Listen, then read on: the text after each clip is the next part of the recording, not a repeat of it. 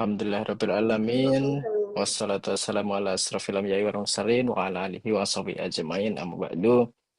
Yang pertama, eh, saya hormati nih Bapak Hardika Dwi Hermawan selaku dosen ya, dosen pengampu di mata kuliah Technopreneurship, sekaligus dosen muda ini di PT UMS. Kemudian Bapak Adrian Nurradiansyah selaku pemateri kita di sini, yang nanti akan membawakan ya beberapa ini ya mungkin peluang-peluang untuk di dalam dunia kerja di sini itu seperti apa. Dan juga ada Mas Alvito, yang mana ini generasi muda ya, masih masih cukup muda ini. Kalau Mas Alvito mungkin dengan teman-teman ini nggak jauh, mungkin hanya 1-2 tahun lah jaraknya. Jadi mungkin bisa bisa nanti akan memberikan hal-hal yang mungkin baru juga untuk teman-teman di PTI. Yang pertama, mari kita panjatkan puja dan puji syukur kehadirat Allah Subhanahu wa Ta'ala, yang telah memberikan kepada kita semua rahmatnya hingga pada pagi hari ini kita masih diberikan kekuatan untuk menjalankan ibadah puasa gitu ya. Alhamdulillah. Pak Erdika, aman puasanya sampai hari ini? Sudah berapa Aman, kali Mbak. tidak Insya sahur? Allah aman. Tidak sahur berapa kali, Pak? Oh, sahur terus. Oh, Alhamdulillah. sahur terus ya. Ya, biasanya ada 1 kali biasanya ya. 2 kali lah dalam satu bulan. Oke, salat serta salam juga selalu kita curahkan kepada junjungan kita Nabi besar Muhammad SAW. Semoga selalu dalam kita bisa mendapatkan syafaat di yaumil akhir nanti. Amin. Yang Baik, kedua, teman-teman semuanya. keberadaan Ini institusi siapa ya nih ya ajaran suaranya yang ya? sering tilawah. Yang ketiga, Masih ada yang ikut acara. Oke, Mbak Silviana ya. Eh, Baik, mari kita sebelum masuk ke materi inti ini ya, ada sambutan sedikit lah dari Pak Hardika terkait acara ini. Monggo Pak, Ya, terima dipersilahkan. kasih Pak Dias. Assalamualaikum warahmatullahi wabarakatuh. Waalaikumsalam warahmatullahi Waalaikumsalam wabarakatuh. warahmatullahi wabarakatuh. Selamat sore semuanya dan salam sejahtera untuk kita semua. Alhamdulillahirrahmanirrahim. Puji syukur kehadirat Allah Subhanahu wa Ta'ala yang telah melimpahkan rahmat dan hidayahnya, ilmu serta kesempatan untuk kita bisa berkumpul dalam acara yang mulia ini. Insya Allah ini berarti ketiga kali ya International Lecturer Series yang dilaksanakan oleh teman-teman di PTI UMS yang tentunya sebenarnya sebagaimana ini karena bulan puasa ya. Pertama-tama ya selamat menjalankan ibadah bulan puasa Pak Adrian dan Pak Alvito. Nah, ini di Jerman berarti masih siang agak pagi ya? Masih pagi ya mungkin ya? Pagi Pak Dias. Jam Atau jam 10 10 kurang Pak. 5. jam 10? Mas, oke. Iya. Oh, siap. Di sini sekitar 2 jam lagi insya Allah kita sudah buka puasa. Terima kasih sekali bisa bergabung dan untuk share kepada anak-anak kami di sini.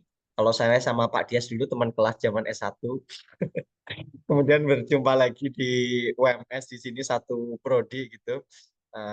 Semoga nanti bisa menyusul segera kabur juga ya. Kita melanjutkan Amin, studi amin, amin. nanti kembali ya. Bismillahirrahmanirrahim. Nah, tentunya untuk adik-adik anak-anakku semuanya, teman-teman biasanya saya panggilnya teman-teman semua di sini.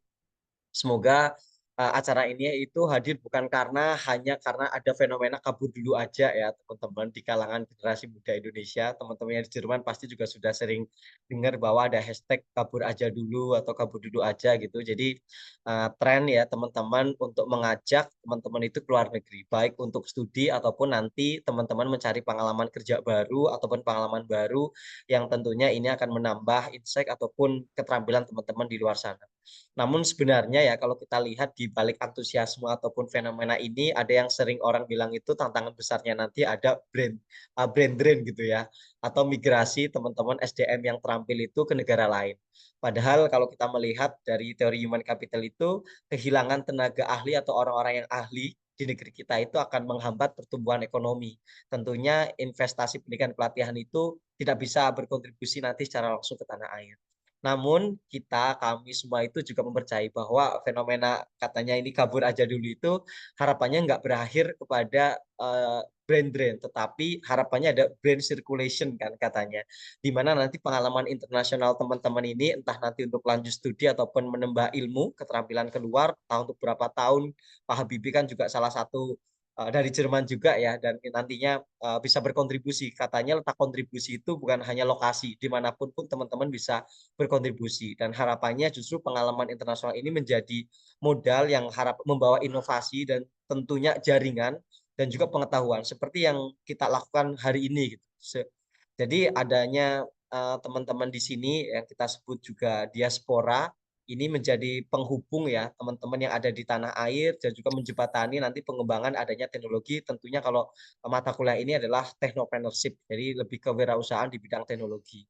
Jadi semoga ini menjadi kesempatan emas nanti untuk teman-teman di sini apa namanya yang harapannya memberikan gambaran ataupun fondasi yang nantinya akan melanjutkan studi ataupun membangun bisnis, startup atau keahlian ya berbasis teknologi. Jadi itu silahkan bisa diikuti, silahkan aktif sambil ngabuburit ya. Kemarin kan kita juga sebutnya itu adalah ngabuburit kuliah bareng gitu kan. Harapannya bisa juga nanti mengikuti jejak-jejak Pak Adrian sama Pak Alvito. Pak Alvito yang ada di sana. Gitu, terima kasih sebagai penutup kita juga teringat ya salah satu pesan dari Kiai Haji Ahmad Dahlan pendiri Muhammadiyah bahwa katanya itu harapannya nanti teman-teman di sini bukan hanya pintar untuk bernarasi atau berpidato saja tetapi juga dibuktikan dengan amal nyata ya. Nah, amal nyatanya nanti bisa diikutkan kontribusi yang teman-teman bisa lakukan. Mungkin itu saja dari saya. Terima kasih Pak Dias sudah menjadi penghubung juga untuk kita. Selamat mengikuti sebaik-baiknya. Saya akhiri. Wassalamualaikum warahmatullahi wabarakatuh. Waalaikumsalam warahmatullahi wabarakatuh. Terima kasih Pak Hardika atas sambutannya. Baik, mungkin biar kita bisa memanfaatkan waktu ya. Ini kita nanti targetnya harapannya selesai 11.15 ini, Pak Adrian dan Mas Alvito. Jadi mungkin kita kita mulai tepat pukul 10 ya ini ya. Jadi nanti masing-masing pembicara akan saya berikan waktu sekitar 20 menit lah. Nanti saya akan set timer di sini. Silahkan nanti ini siapa dulu Pak Adrian atau Mas Alvito dulu ini? Sweet dulu lah, sweet. Gambreng dulu, gambreng. Yang muda ngalah aja. Oke. Yang tua Oke, juga Mak. ngalah, yang tua. Nah, Waduh. nggak ada yang duluan. Nggak apa-apa, Vito aja dulu. Saya mau Nggak, mempercantik Mas. sedikit slide-nya. Oke, boleh deh. Oke, Mas Alvito dulu ya. Silahkan Mas Alvito. 20 menit ya maksimal nanti. Tapi bisa lah kalau misalkan, Pak ini sedikit lagi bisa. Nanti teman-teman. Dan untuk teman-teman nanti setelah 20 menit ya pembicara kedua, siap-siap untuk bertanya ya. Karena ini nanti International Lecture Series, pembicaranya dari Jerman. Jadi seminarnya ini akan dalam bahasa Jerman gitu ya. Eh, Udah, nggak ada di ya briefing. bahasa oh, ya, Nggak ada di di luar briefing, nggak ini ada di ya, briefing. Ya, di di luar briefing. skrip ya itu tadi ya. Oke, oke. Bahasa Indonesia. Jadi nanti teman-teman bisa silahkan langsung angkat tangan ataupun tulis di chat silahkan. Baik, Mas Alvito, 20 menit dari sekarang dipersilahkan. Saya izin share screen ya.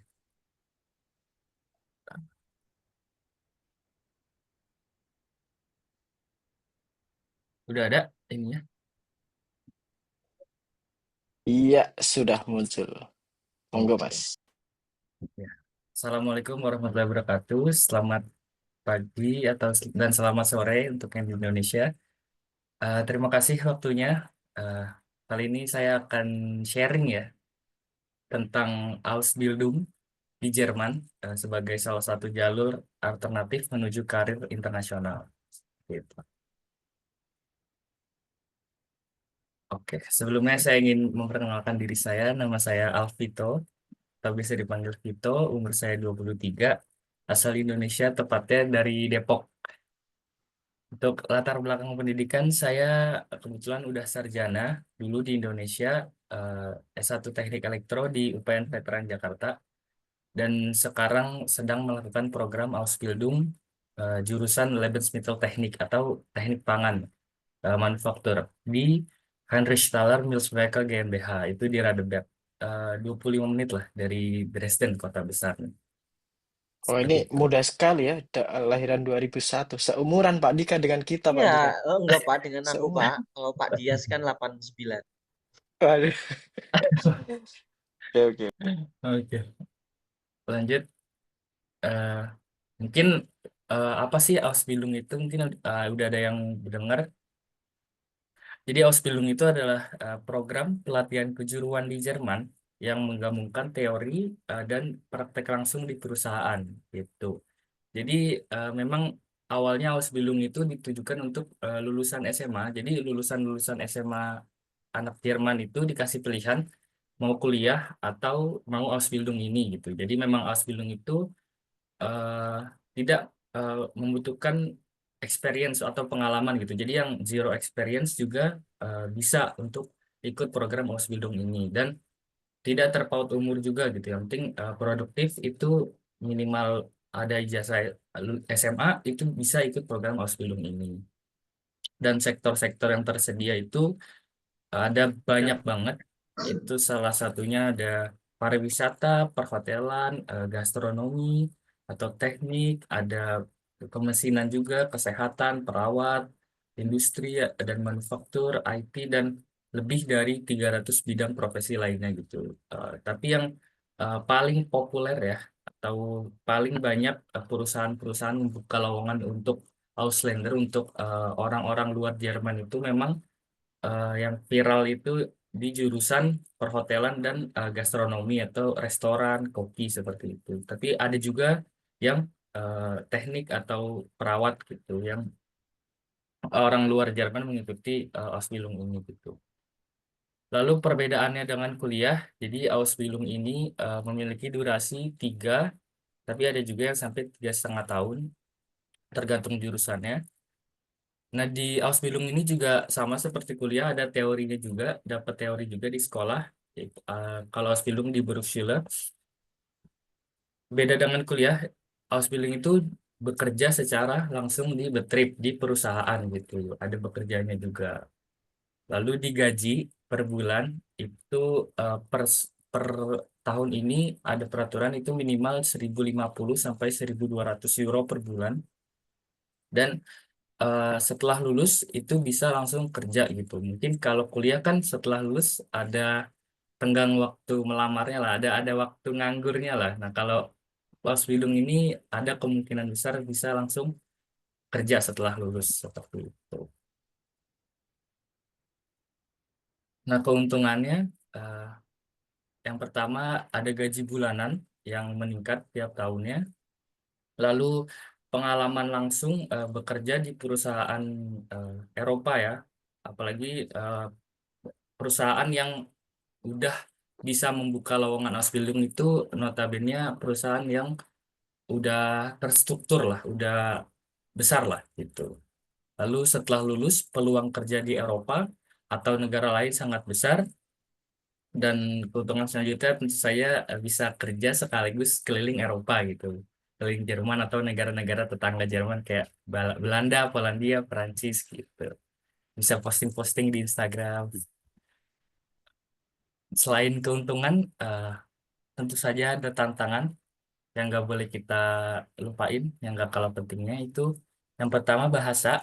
Ini saya tulis caps lock karena memang bahasa itu penting banget di sini. Di pekerjaan atau di kehidupan sehari-hari juga kan full bahasa Jerman ya. Jadi eh, penting banget untuk menguasai bahasa Jerman agar menghindari miscommunication atau yang lainnya. Lalu tantangan selanjutnya jauh dari keluarga, pastinya mandiri, hidup sendiri apa-apa. Lalu sistem kerja yang disiplin, ya orang Jerman terkenal disiplin ya. Nggak ada yang telat, masuk jam 6 itu jam 5 atau jam setengah 6 udah ready. Atau mau sesimpel mau nyebrang nunggu nunggu lampu merah dulu, nggak pernah selalu ngantri dan lain-lain lah. Orang Jerman terkenal disiplin banget lah. Lalu tinggal di negara baru juga pastinya adaptasi dengan kultur dan budaya yang ada di tempat tersebut ya. Kita harus bisa adaptasi dan tantangan selanjutnya birokrasi yang amat sangat rumit di Jerman. Mungkin Mas Adrian nanti yang udah sepuh ya, udah lebih lama tinggal di Jerman bisa kasih contoh konkret lah, Siap, siap. ada birokrasi di Jerman yang rumit gitu. Karena saya kan baru ya nyampe di Jerman. Siap, siap. Oke. Ya. Lalu kita masuk ke proses dan syarat pendaftaran program Ausbildung ini. Tentu saja kita membutuhkan sertifikat bahasa Jerman minimal B1 atau B2 di beberapa jurusan. Lalu kita selanjutnya bisa cari lowongan via portal-portal Ausbildung seperti ausbildung.de, arbeitsagentur.de, dan lain-lain. Lalu kita melamar, kita kirim dokumen lamaran kayak CV, motivation letter, pakai bahasa Jerman pastinya, atau ada sertifikat-sertifikat mendukung. Lalu kalau ada angin segar, udah ada jawaban positif, kita bisa wawancara kerja. Kalau alhamdulillah diterima, udah ada kontrak kerja, kita udah tanda tangan kontrak, baru kita bisa proses untuk pembuatan visa. Gitu. Kita harus menyiapkan dokumen untuk visanya, contohnya kontrak Ausbildung asli. Jadi setelah kita dapat kontrak kerja, jadi imigrasi Jerman itu membutuhkan kontrak Ausbildung asli. Jadi IHK Jerman harus ngirim kontrak kerjanya ke Indonesia. Jadi kita menunggu 2 sampai 3 minggu sampai kontrak itu datang, baru kita apply visa gitu. Kita juga butuh ijazah terakhir yang udah diterjemah ke bahasa Jerman dan apostil. Apostil itu dilegalisasi lah. Lalu kita juga butuh butuh paspor dan lain-lain. Seperti itu. Kalau ada jadwal, kita wawancara visa. Visa udah keluar, kita bisa beli tiket. eh, Baru kita bisa posting hashtag kabur aja dulu gitu. Lalu lembaga ujian bahasa Jerman yang ada di Indonesia, setahu saya itu ada 4. Itu ada TELK, ada Gute, ada ECL, sama ada USD. Jadi kita bisa ujian di salah satu lembaga ini, itu udah berlaku untuk syarat Ausbildung gitu. Dan sekarang yang lagi ngetren di Indonesia, yang lagi muncul nih, agen-agen yang menyediakan kursus bahasa Jerman, dan juga mereka menyediakan jasa pengurusan Ausbildung sampai kita berangkat gitu. Jadi step-step seperti cari lowongan via portal Ausbildung, step-step nyiapin dokumen CV, surat motivasi atau visa, dokumen visa, itu mereka semua yang urus. Jadi kita tinggal kursus, ujian, wawancara kerja sama wawancara visa itu udah banyak lah di Indonesia agen-agen yang menawarkan jasa seperti ini gitu. Contohnya ada GIP, Great Education, German Schule, German House, dan lain-lain. Nah, untuk saya dulu pakai agen GIP.Germany. Itu dia ada di Bekasi, di Solo, sama di Padang. Kenapa? Karena kebetulan abang saya juga Ausbildung, sekarang di Munchen, udah lulus. Itu dulu juga alumni GIP.Germany, pakai GIP. Jadi saya juga ikut GIP. Dan yang kedua itu karena GIP ini eh, mungkin udah kerja sama sama ECL. Jadi dia juga menyelenggarakan ujian bahasa Jerman di GIP itu pakai ECL gitu. Jadi saya kursus bahasa di GIP, ujian juga di GIP, jadi gampang gitu. Oke, lanjut pengalaman pribadi saat Ausbildung di Jerman ini ya. Jadi saya itu ada 3 shift kerja, saya itu ada shift pagi, shift siang, shift malam.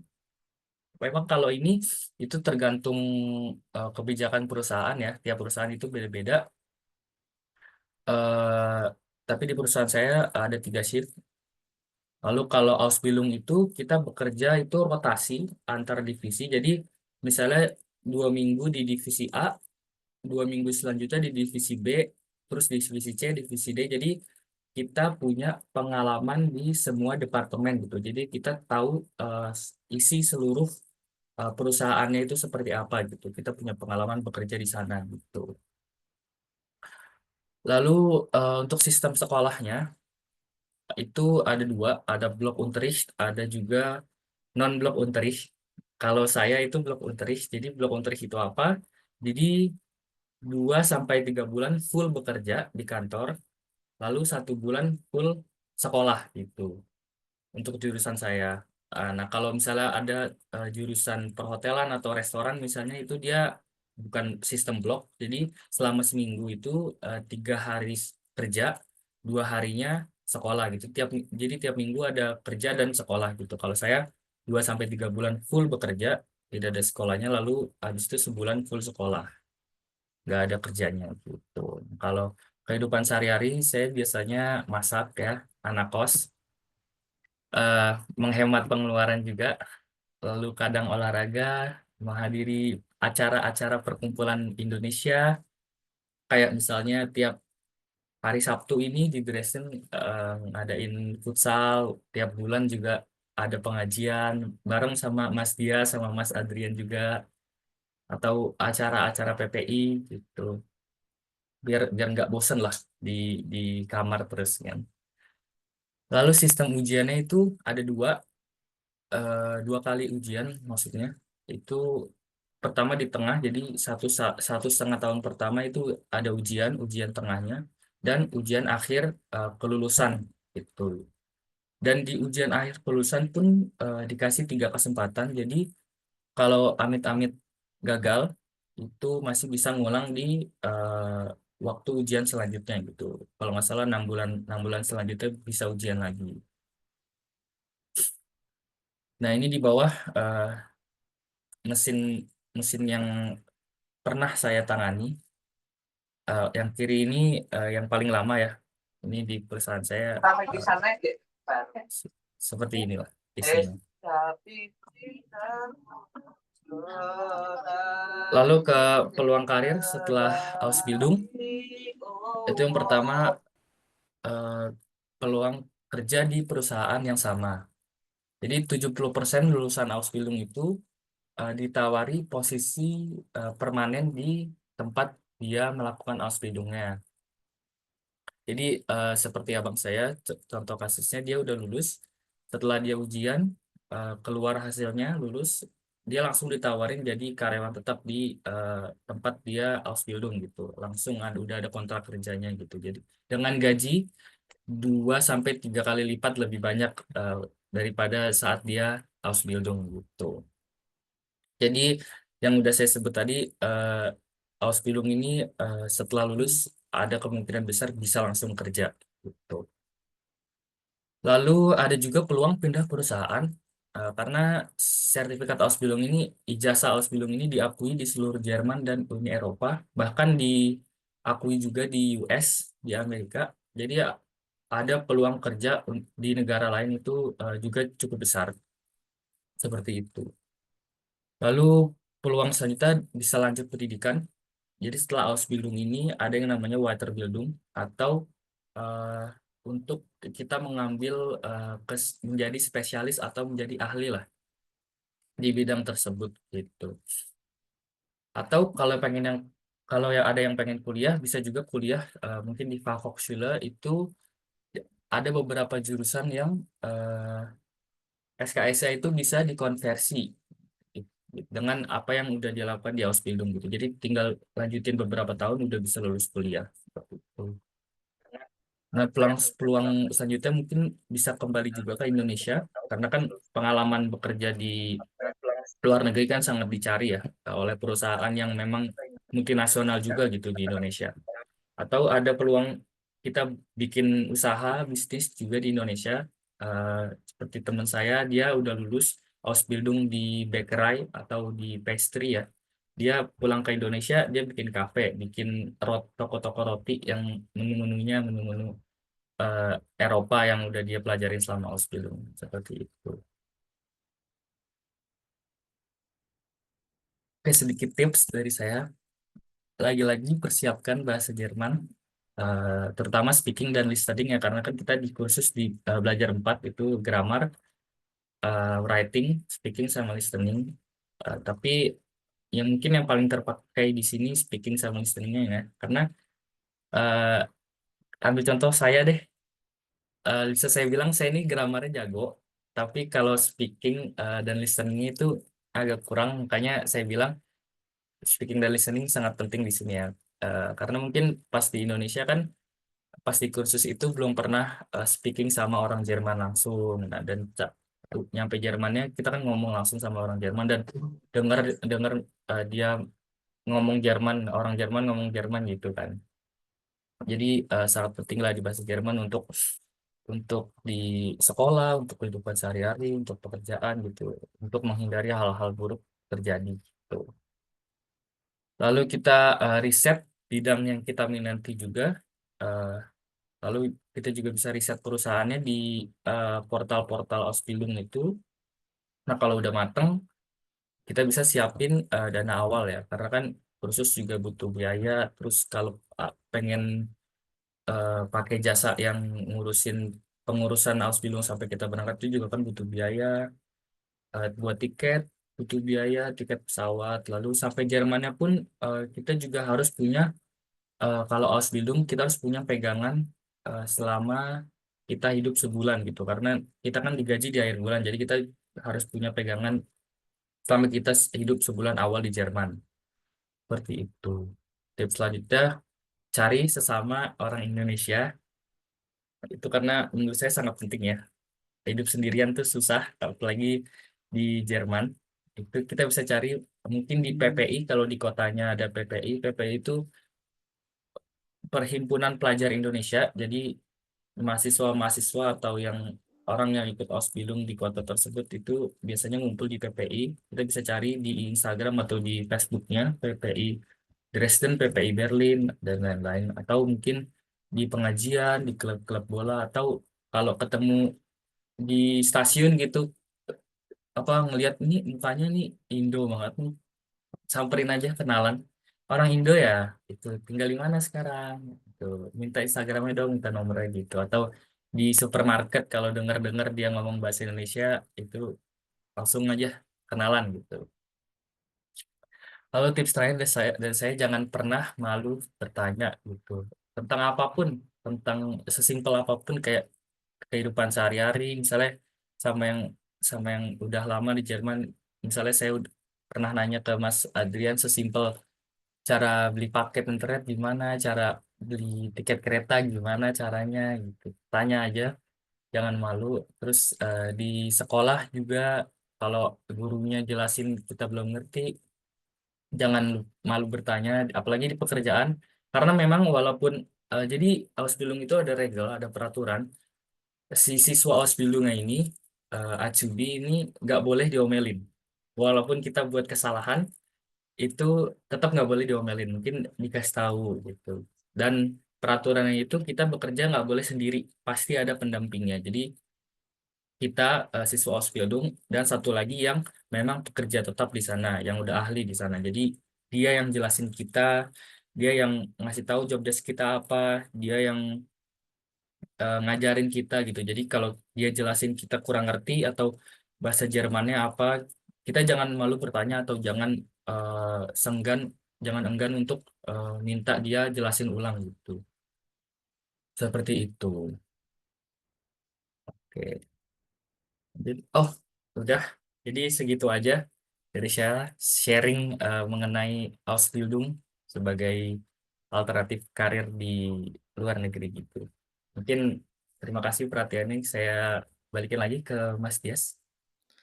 Siap. Terima kasih Mas Alvito. Dankeschön gitu ya. Dankeschön. Dankeschön itu gimana Mas bacanya Mas? Dankeschön für Ihre Aufmerksamkeit. Terima kasih atas perhatian Anda gitu. Oke, terima kasih. Udah meningkat nih level bahasa Jerman saya hari ini. Terima kasih Mas Alvito. Pak Ardika, ini mending langsung ada tanya jawab dulu atau ke pembicara dua dulu ya enaknya. Kayaknya mungkin sepertinya bakal banyak pertanyaan nih. Tapi oke, kayaknya ini dulu ya biar nanti waktunya takutnya malah molor. Mungkin kita ke Mas Adrian dulu untuk mendapatkan perspektif lain gitu ya. Eh, Mari, monggo Mas Adrian bisa Bentar ya, saya langsung. nyalain charger. Oh, oke, siap-siap. Oke. Ini Oke, nanti ah, teman-teman yang ingin bertanya gitu lah bisa raise hand tapi nanti ya. Tapi kalau misalkan malu-malu bisa dari chat juga nggak masalah. Oke, makanya Mas Adrian juga sudah mulai siap. Udah, siap. Oke, mari Gimana? Mas Saya langsung Adrian share? Oke. langsung silakan.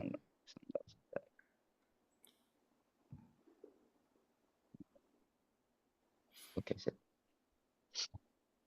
Share screen-nya pakai ini. Yang mana ya?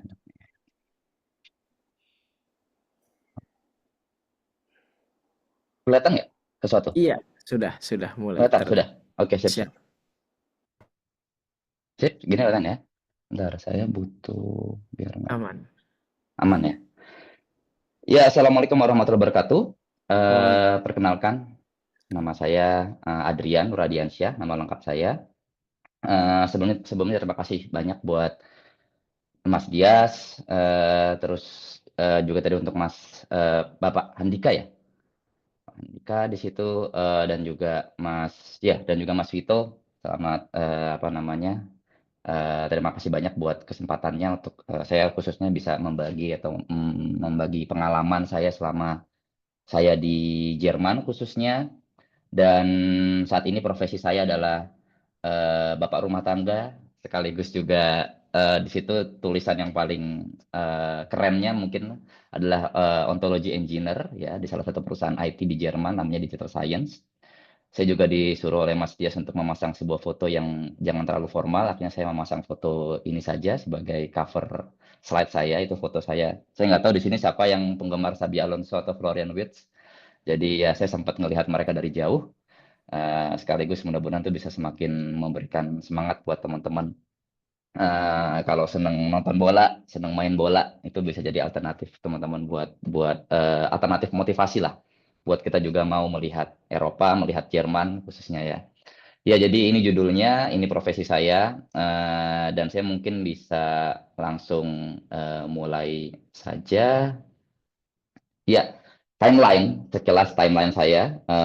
Sekali lagi, setelah saya memang tidak 100% perfect, ya, tapi setidaknya saya ingin lebih fokus saya juga bukan seorang desainer, tapi saya lebih senang lebih senang konten ya. Jadi saya mungkin akan coba sebisa mungkin menyampaikan konten yang padat, singkat, dan juga mungkin bisa bermanfaat buat teman-teman di sana. Jadi saya mungkin kalau dibilang timeline dan kalau bicara tentang karir atau tentang pendidikan itu bisa dimulai dari tahun 2010 lah, kurang lebih sebagai turning point saya gitu ya.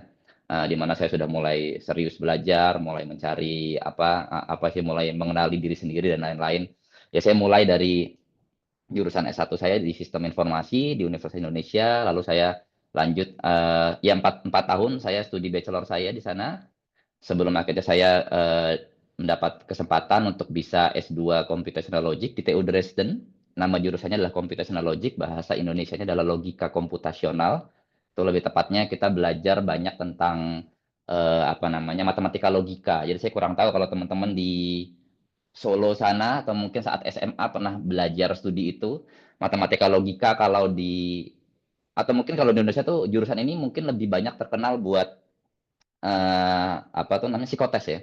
Jika P maka Q gitu ya. Jika jika macam-macam lah ya. Jika P maka Q atau enggak mungkin semua penguin adalah burung, semua burung bisa terbang, maka penguin bisa terbang seperti gitu contohnya.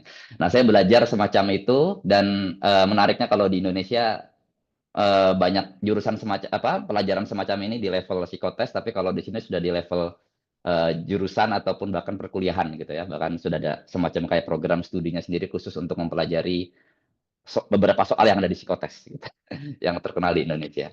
Jadi ya saya mempelajari itu selama kurang lebih cukup lama. Saya mempelajari ilmu ini itu mulai dari tahun 2014 ketika saya S2, lalu saya lanjut ke S3 juga saya masih mempelajari di bidang tersebut.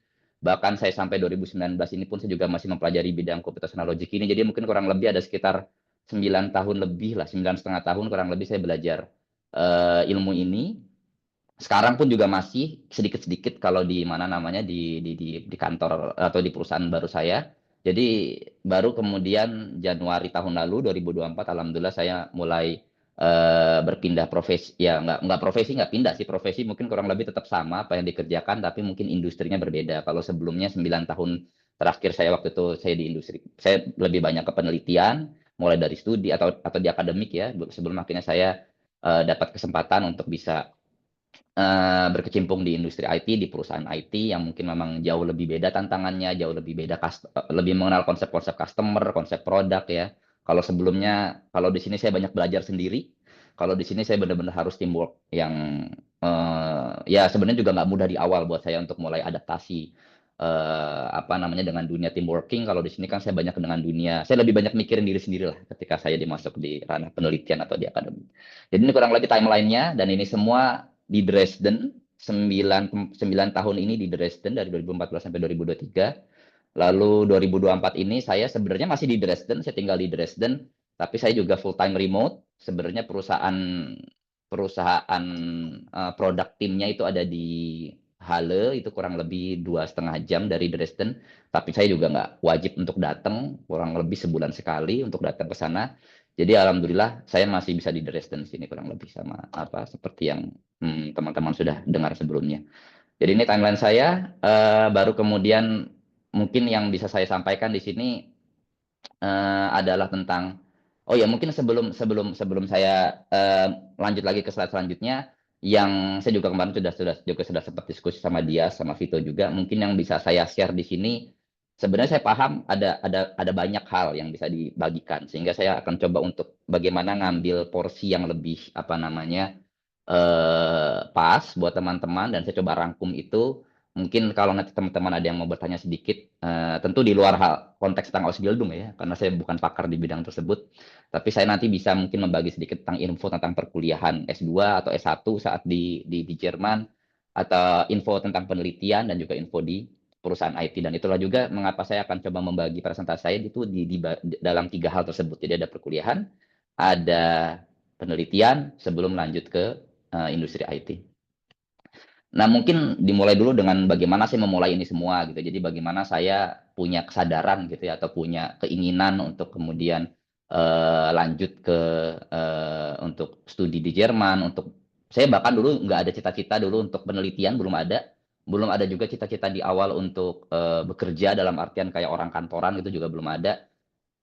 Cita-cita awal memang mungkin masih studi, memang karena saya suka dengan jurusan tersebut, dan nggak ada istilah kabur aja dulu itu belum muncul sebenarnya. Jadi lebih banyak kepada ya saya ingin ya mungkin kayak apa ya, konteksnya ya pengen pengen pengen mencari pengalaman gitu aja. Jadi penggunaan kata kabur tuh kayaknya dulu nggak muncul di otak, tapi mungkin lebih ke mungkin sama juga ya kayak kabur ya, tapi saya lebih kepada saya ingin mencari wawasan baru, mencari pengalaman baru.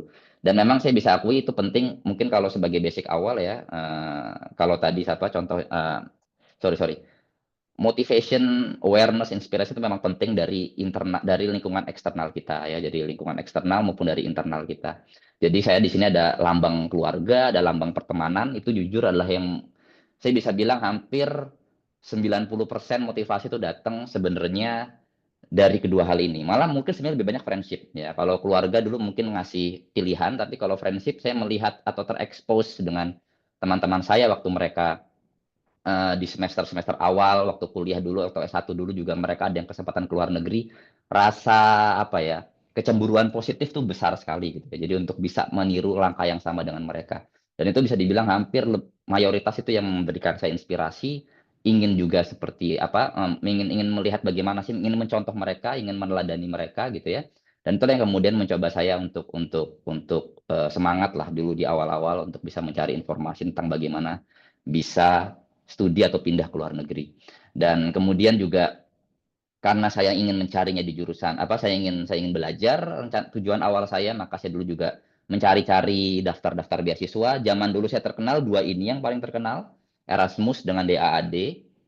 Baru kemudian LPDP muncul itu di tahun-tahun 2000, saya lupa sejarahnya bagaimana, tapi yang pasti dua ini dulu yang cukup populer kalau ingin ke Eropa atau ke Jerman khususnya. Baru kemudian LPDP datang setelah itu. Tentu sebelum LPDP juga ada beasiswa-beasiswa Indonesia, tapi saya nggak gitu terlalu mengikuti dulu. Jadi itu juga ada keseruan tersendiri untuk mempelajari ini ya. Ada banyak cerita juga, tapi kurang lebih ini yang saya pelajari.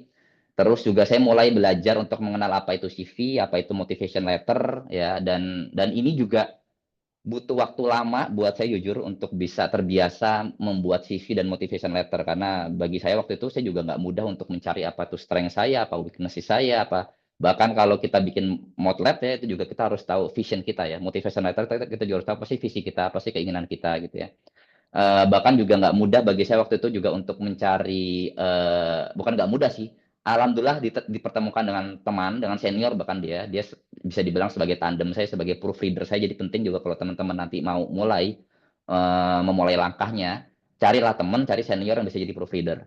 Dan saya bersyukur dapat proofreader yang cukup, apa ya namanya, cukup kritikal gitu ya. Jadi dia sangat mengkritisi setiap tulisan saya, karena belajar membuat CV juga sama dengan belajar menulis tentang diri sendiri, dan itu juga balik lagi bukan hal mudah bagi saya di awal untuk buat mempelajari ini. Paspor juga penting, jadi siapkan sebaik mungkin paspor teman-teman. Kenali juga dengan konteks paspor. Indonesia tuh paspornya saat ini 5 tahun. Jadi kalau teman-teman sudah siap dengan ini semua, siapkan pengetahuan tentang paspor sebaik mungkin, dan juga mempelajari bahasa ya.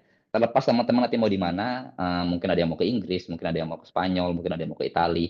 Mempelajari bahasa asing sangat penting banget gitu. Jadi kenali juga, saya yakin infonya sekarang udah banyak sekali tentang belajar bahasa asing di YouTube, Instagram, dimanapun, TikTok. Jadi belajarlah bahasa sebaik mungkin ya. Banyak banget kanal-kanalnya, banyak banget aplikasi yang bisa digunakan di HP dan lain-lain. Itu satu. Terus kemudian juga tantangan berkuliah di Jerman. Nah, sekarang saya akan masuk ke konteks perkuliahan. Ya, saya membuat beberapa tips yang sebenarnya juga mungkin cukup subjektif untuk beberapa hal, karena memang itu mungkin yang saya alami. Bisa jadi apa yang dirasakan oleh Vito beda, atau mungkin yang dirasakan oleh Dias juga mungkin beda di sini. Subjektif dalam artian juga saya juga nggak bisa ngambil, sekalipun subjektif saya juga harus memilih mana yang kira-kira cocok. Tapi kurang lebih mulai dari bagaimana kita harus mengenali public transportation ya. Ini public transportation terkenal di Jerman. Bisa dibilang ini teman akrab saya waktu saya dulu S1, untuk bisa bagaimana mengantarkan saya dari apartemen menuju ke tempat kuliah saya. Dan saya harus tahu kapan dia datangnya, kapan dia itu akan kapan tramnya itu telat, kapan tramnya datang, itu kita harus bisa familiar agar bisa tepat waktu datang ke kelas-kelas yang mau kita datangi. Ya, jadi itu penting buat kita untuk mengenali konsep public transportation, karena saya nggak tahu mungkin bagaimana di Solo ya, atau mungkin di kota teman-teman tinggal. Tapi public transportation bisa dikatakan ini sangat sangat sesuatu yang sudah diandalkan sekali. Bahkan kalau mereka ada masalah sekalipun di kota tersebut, kita kadang juga lumpuh gitu sebagai sebuah masyarakat gitu ya. Jadi penting juga untuk mengenali konsep public transportation. Banyak sekali, saya baru sadar juga yang saya tulis di sini ada 7 item, ini kurang lebih kalau saya lihat, tapi akan saya coba jelaskan secara singkat. Mungkin yang menarik di sini, saya nggak tahu kalau di UMS, tapi kalau di kelas saya dulu, dan saya juga bandingkan dengan beberapa teman saya di kota lain, absensi itu tidak dihitung. Jadi teman-teman itu datang kelas nggak akan dipedulikan oleh dosen teman-teman. Teman-teman datang, teman-teman nggak datang itu nggak dipedulikan. Terserah teman-teman mau datang mau enggak, yang penting itu tanggung jawab teman-teman gitu. Karena teman-teman dianggap mengikuti sebuah ujian di mata kuliah tersebut itu adalah ketika teman-teman memang mau ikut ujiannya, bukan karena mau ikut kelasnya. Jadi teman-teman mau ikut kelas cuma sekali, sisanya mau belajar sendiri, habis itu karena malas datang ke kelas tersebut, itu juga nggak apa-apa, yang penting ujiannya lulus gitu kalau mau. Terus juga ujiannya di sini sifatnya oral exam yang mungkin cukup, ya saya nggak, ada juga yang written exam. Jadi oral exam itu sebenarnya kayak kita ngobrol sama dosen kita, nanti dosen kita akan nanya beberapa hal, kurang lebih waktunya 20 sampai 30 menit. Dan bagi saya nggak pernah mempelajari oral exam sebelumnya, ya waktu saya waktu saya masih S1 dulu. Dan balik lagi itu juga bukan hal mudah buat saya untuk apa sih yang harus saya lakukan ketika oral exam. Saya nggak tahu jenis soalnya, itu benar-benar buta banget. Saya benar-benar nggak tahu apa yang akan ditanyakan, apakah akan benar-benar mirip kayak written exam, dan itu wah tegangnya minta ampun juga di awal. Tapi alhamdulillah saya bisa melewati itu semua. Kenapa itu penting? Karena balik lagi di sini ada istilahnya di sini three times trial ya. Jadi kayak semacam 3 kali percobaan kita untuk bisa mengikuti ujian tersebut. Dalam artian kalau teman-teman gagal 1 kali ujian, teman-teman masih punya kesempatan 3 kali lagi kurang lebih untuk mengikuti ujian tersebut. Kalau 3 kalinya gagal, maka kesempatan untuk DO itu sangat besar. Jadi teman-teman cuma punya waktu 3 kali kesempatan dengan nilai yang dengan mungkin beberapa orang tidak mudah untuk meraih untuk bisa melewati ujian tersebut ya. Jadi itu tantangan yang cukup besar lah ya, tantangan yang cukup besar, dan sehingga disitulah pentingnya kita untuk yang namanya belajar sendiri atau belajar mandiri. Jadi memang saya mengatakan di sini ini foto-foto perpustakaan di Dresden. Foto ini juga cukup apa ya, intimidating dalam artian wah saya harus belajar gitu ya. Jadi saya waktu melihat foto namanya Sloop ya, nama perpustakaannya. Ketika saya masuk ke dalam perpustakaannya tuh cukup besar bagian dalamnya dan di situ memang isinya orang-orang yang belajar saja. Jadi ya benar-benar orang ada sih tempat yang dimana kita tuh bisa belajar kelompok, tapi ada tempat tapi itu cuma sedikit, cuma kecil tempat belajar kelompoknya. Sisanya tuh tempat untuk kita belajar secara mandiri dan itu sangat-sangat besar sekali tempatnya. Ini dilihat dari atas seperti ini bentuknya, di situ isinya benar-benar orang lagi belajar. Orang lagi belajar gitu. Ya boleh aja dengerin Spotify tapi harus ditutup apa namanya headset, harus pakai headset ya. Tapi intinya orang-orang di sana bisa belajar dari pagi sampai malam. Saya nggak bohong itu. Dari jam 8 pagi mereka tuh sudah berlomba-lomba ngambil kursi untuk mereka belajar. Jam 12 malam itu waktunya slop tersebut atau perpustakaan tersebut tutup. Dan saya dulu juga pernah jadi orang yang ada di fase tersebut karena benar-benar saya nggak mau kena yang namanya ini gitu ya.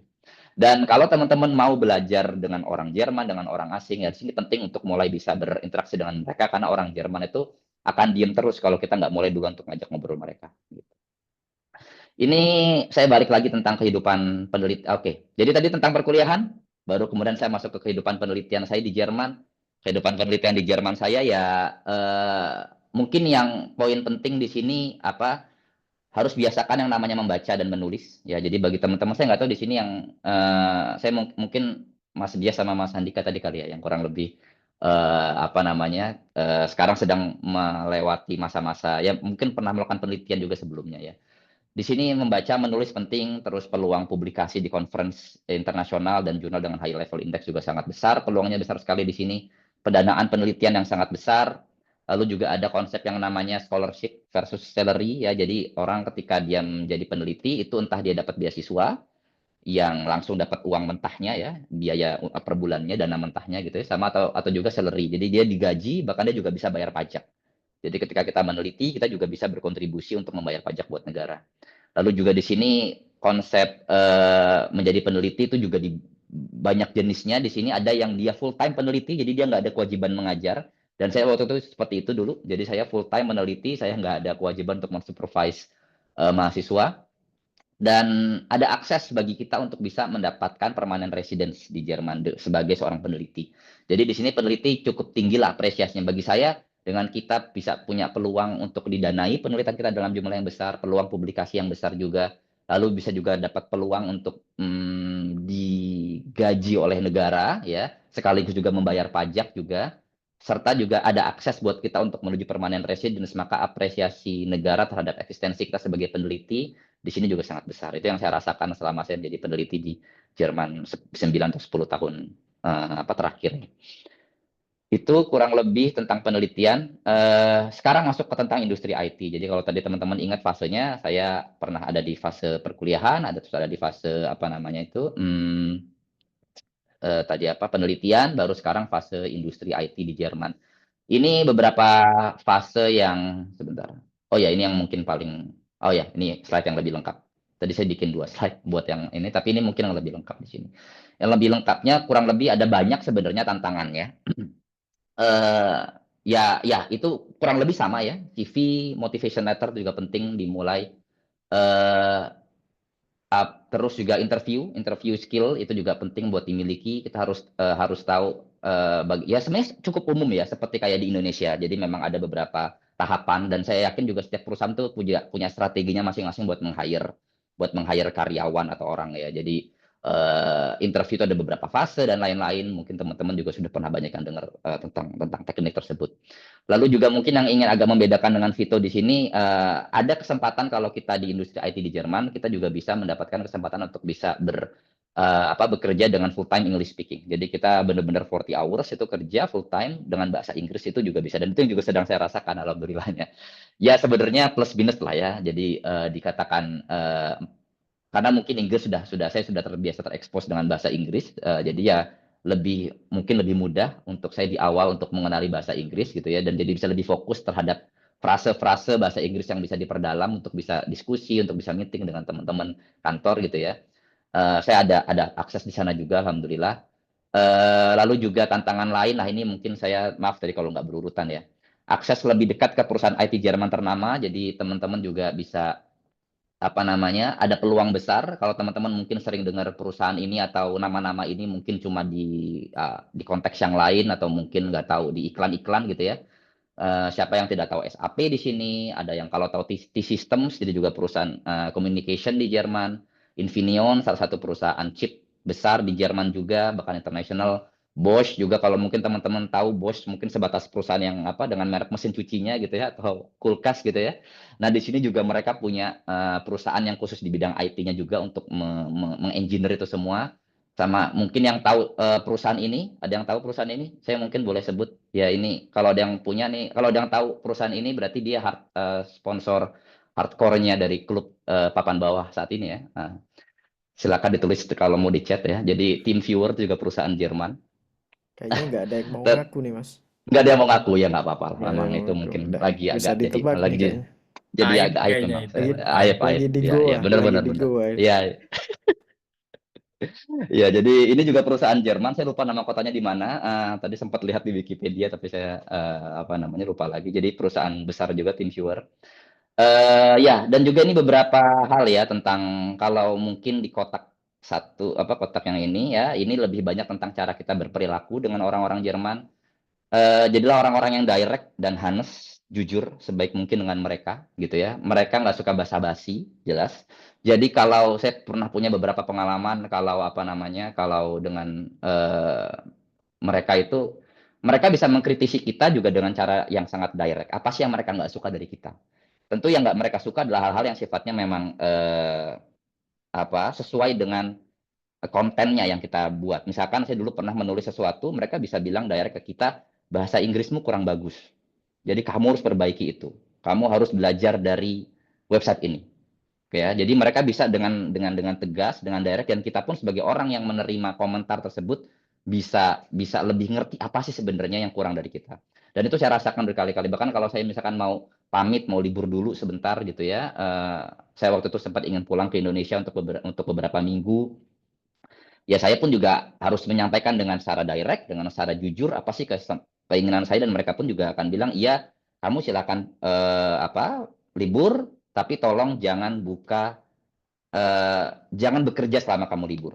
Jangan bekerja selama lama. Jadi kamu harus bisa fokus saat libur dan ketika kamu balik, kamu benar-benar bisa fresh lagi. Dan itu saya ingat banget nasihat-nasihat ataupun kritikan ataupun apa ya, ya saran yang saya dapat dari profesor, dari bos saya dengan cara yang sangat direct, yang memang apa sih yang mereka ingin dari saya gitu ya. Ketika misalkan saya dulu waktu anak saya lahir, ya saya juga apa sudah berkeluarga di sini. Ketika anak saya lahir, saya juga diminta tolong sama teman-teman saya, kamu jangan dulu masuk kantor, kamu lebih baik urus anak-anakmu, titik, full stop, no discussion further. Jadi benar-benar ya karena memang jangan bertele-tele. Jadi itu seni berkomunikasi semacam itu memang perlu dimiliki di awal-awal. Be on time ini mungkin sudah berkali-kali tadi sudah disampaikan oleh saya dan juga Vito. Mungkin sudah banyak yang tahu, jadi teman-teman sudah harus terbiasa yang namanya punya. Nah ini mungkin hal yang penting ya, yang saya juga mungkin belum sempat tulis. Saya nggak tahu tadi Vito juga sudah tulis apa enggak. Biasakan untuk teman-teman tahu jadwal teman-teman, kalender. Jadi kalau bisa, kalau teman-teman mau datang ke Jerman, kayaknya nggak cuma Jerman sih, saya yakin Jerman, Austria, Belanda, negara-negara semacam itu ya. Italia saya nggak yakin, tapi Jerman, Austria, Belanda, Swiss, itu negara-negara yang sangat terbiasa kalau teman-teman datang kalau mau ketemu sama apa ya, teman-teman tuh sangat diapresiasi kalau Google Calendar teman-teman tuh penuh isinya. Sangat diapresiasi. Jadi teman-teman ada janji temu dengan dokter, ada janji temu dengan apa namanya, saya jam segini saya mau belanja, saya jam segini mau ketemu sama dosen saya jam segini mau ketemu sama bos atau sama kolega, bahkan ketemu sama teman saya malam mingguan, saya juga ada jadwalnya ya. Jadi karena dengan cara seperti itulah peluang kita untuk bisa on time itu sangat bisa jadi besar. Karena kalau kita nggak punya tulisan yang kita tulis dalam bentuk kalender atau Google Calendar atau apapun itu nama aplikasi kalender yang ada saat ini, Samsung Calendar gitu ya, maka kita jadi nggak tahu kita mau ngapain di hari itu atau kadang kita lupa gitu karena banyak waktu yang overlap atau kita mau bikin janji sama teman kita. Jadi penting banget kata-kata be on time plus juga arrange your calendar properly gitu ya. Ya ini juga apa namanya tadi saya bilang saya juga full time remote saat ini. Saya juga 40 working hours per week, no overtime karena kalau ada overtime teman-teman bisa kompensasikan itu jadi waktu libur ya. Saya ada waktu libur 30 hari per tahun, ya saya benerin terusnya. Dan juga ada yang namanya ada yang namanya konsep gaji bruto sama gaji neto. Jadi gaji bruto tuh gaji yang kotor, kalau dipotong pajak jadinya gaji neto. Dan itu penting karena bedanya ketika kita dipotong pajak ke neto cukup besar, tapi benefitnya juga cukup besar. Jadi ketika kita tuh bayar pajak nggak cuma bayar pajak sifatnya untuk pembangunan atau infrastruktur, tapi kita juga apa apa namanya pajak atau biaya-biaya yang sifatnya seperti asuransi kesehatan, asuransi pensiun. Bahkan kalau kita nauzubillah nganggur di negara Jerman, kita pun juga masih bisa dapat apa namanya salary ya, uang dari negara. Jadi kita tidak hidup tanpa uang dalam per bulannya gitu maksudnya ya. Jadi tetap ada income flow yang masuk selama per bulan meskipun mungkin jumlahnya nggak besar, tapi income tersebut tuh datang dari cara kita berasuransi yang kita bayar setiap bulannya lewat brutto salary ini. Nanti kita bisa bahas lagi mungkin kalau mau tahu lebih detail saat Q&A ya. Mengapa Jerman? Jadi balik lagi ada banyak hal di sini. Ya saya juga karena diminta sama Mas Dias untuk share foto ya saya jadinya tergoda juga pada akhirnya. Tadinya saya nggak mau share banyak-banyak tapi akhirnya share juga. Ini ada work life balance teman-teman, itu kerasa banget di sini. Ini mungkin dua hal yang mirip ya, work life balance sama public versus private life. Jadi saya kerasa banget gimana Sabtu Minggu itu kalau libur itu saya bener-bener bingung. Saya bingung, bukan bingung, tapi bener-bener waktu itu dedikasi buat keluarga karena saya udah berkeluarga ya, atau buat komunitas atau buat diri sendiri. Udah jadi tiga itu. Nggak ada waktu Sabtu Minggu itu saya sentuh perangkat email kantor saya, email universitas saya, bahkan saya baca paper itu juga. Dulu mungkin waktu saya masih S3, saya masih curi-curi waktu saya untuk baca-baca paper ya. Tapi ketika saya sudah mulai postdoc, bahkan sekarang saya sudah mulai punya prinsip, saya nggak mau lagi memegang atau menyentuh dunia pekerjaan ketika di Sabtu Minggu. Dan itu memang benar ya, karena mereka pun juga tidak pernah mengontak kita, tidak pernah menghubungi kita, nggak ada transaksi saat weekend gitu ya. Semuanya benar-benar dilakukan selama weekdays atau memang waktu sudah ditentukan ya. Terus juga bagi yang sudah berkeluarga atau bagi yang ingin berkeluarga dalam waktu dekat, tentunya Jerman juga sangat menyambut kita untuk bisa memiliki family, untuk bisa family oriented life di banyak aspek.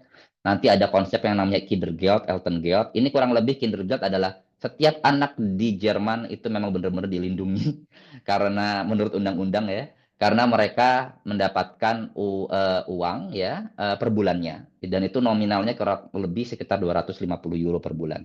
Itu nominal mungkin berapa?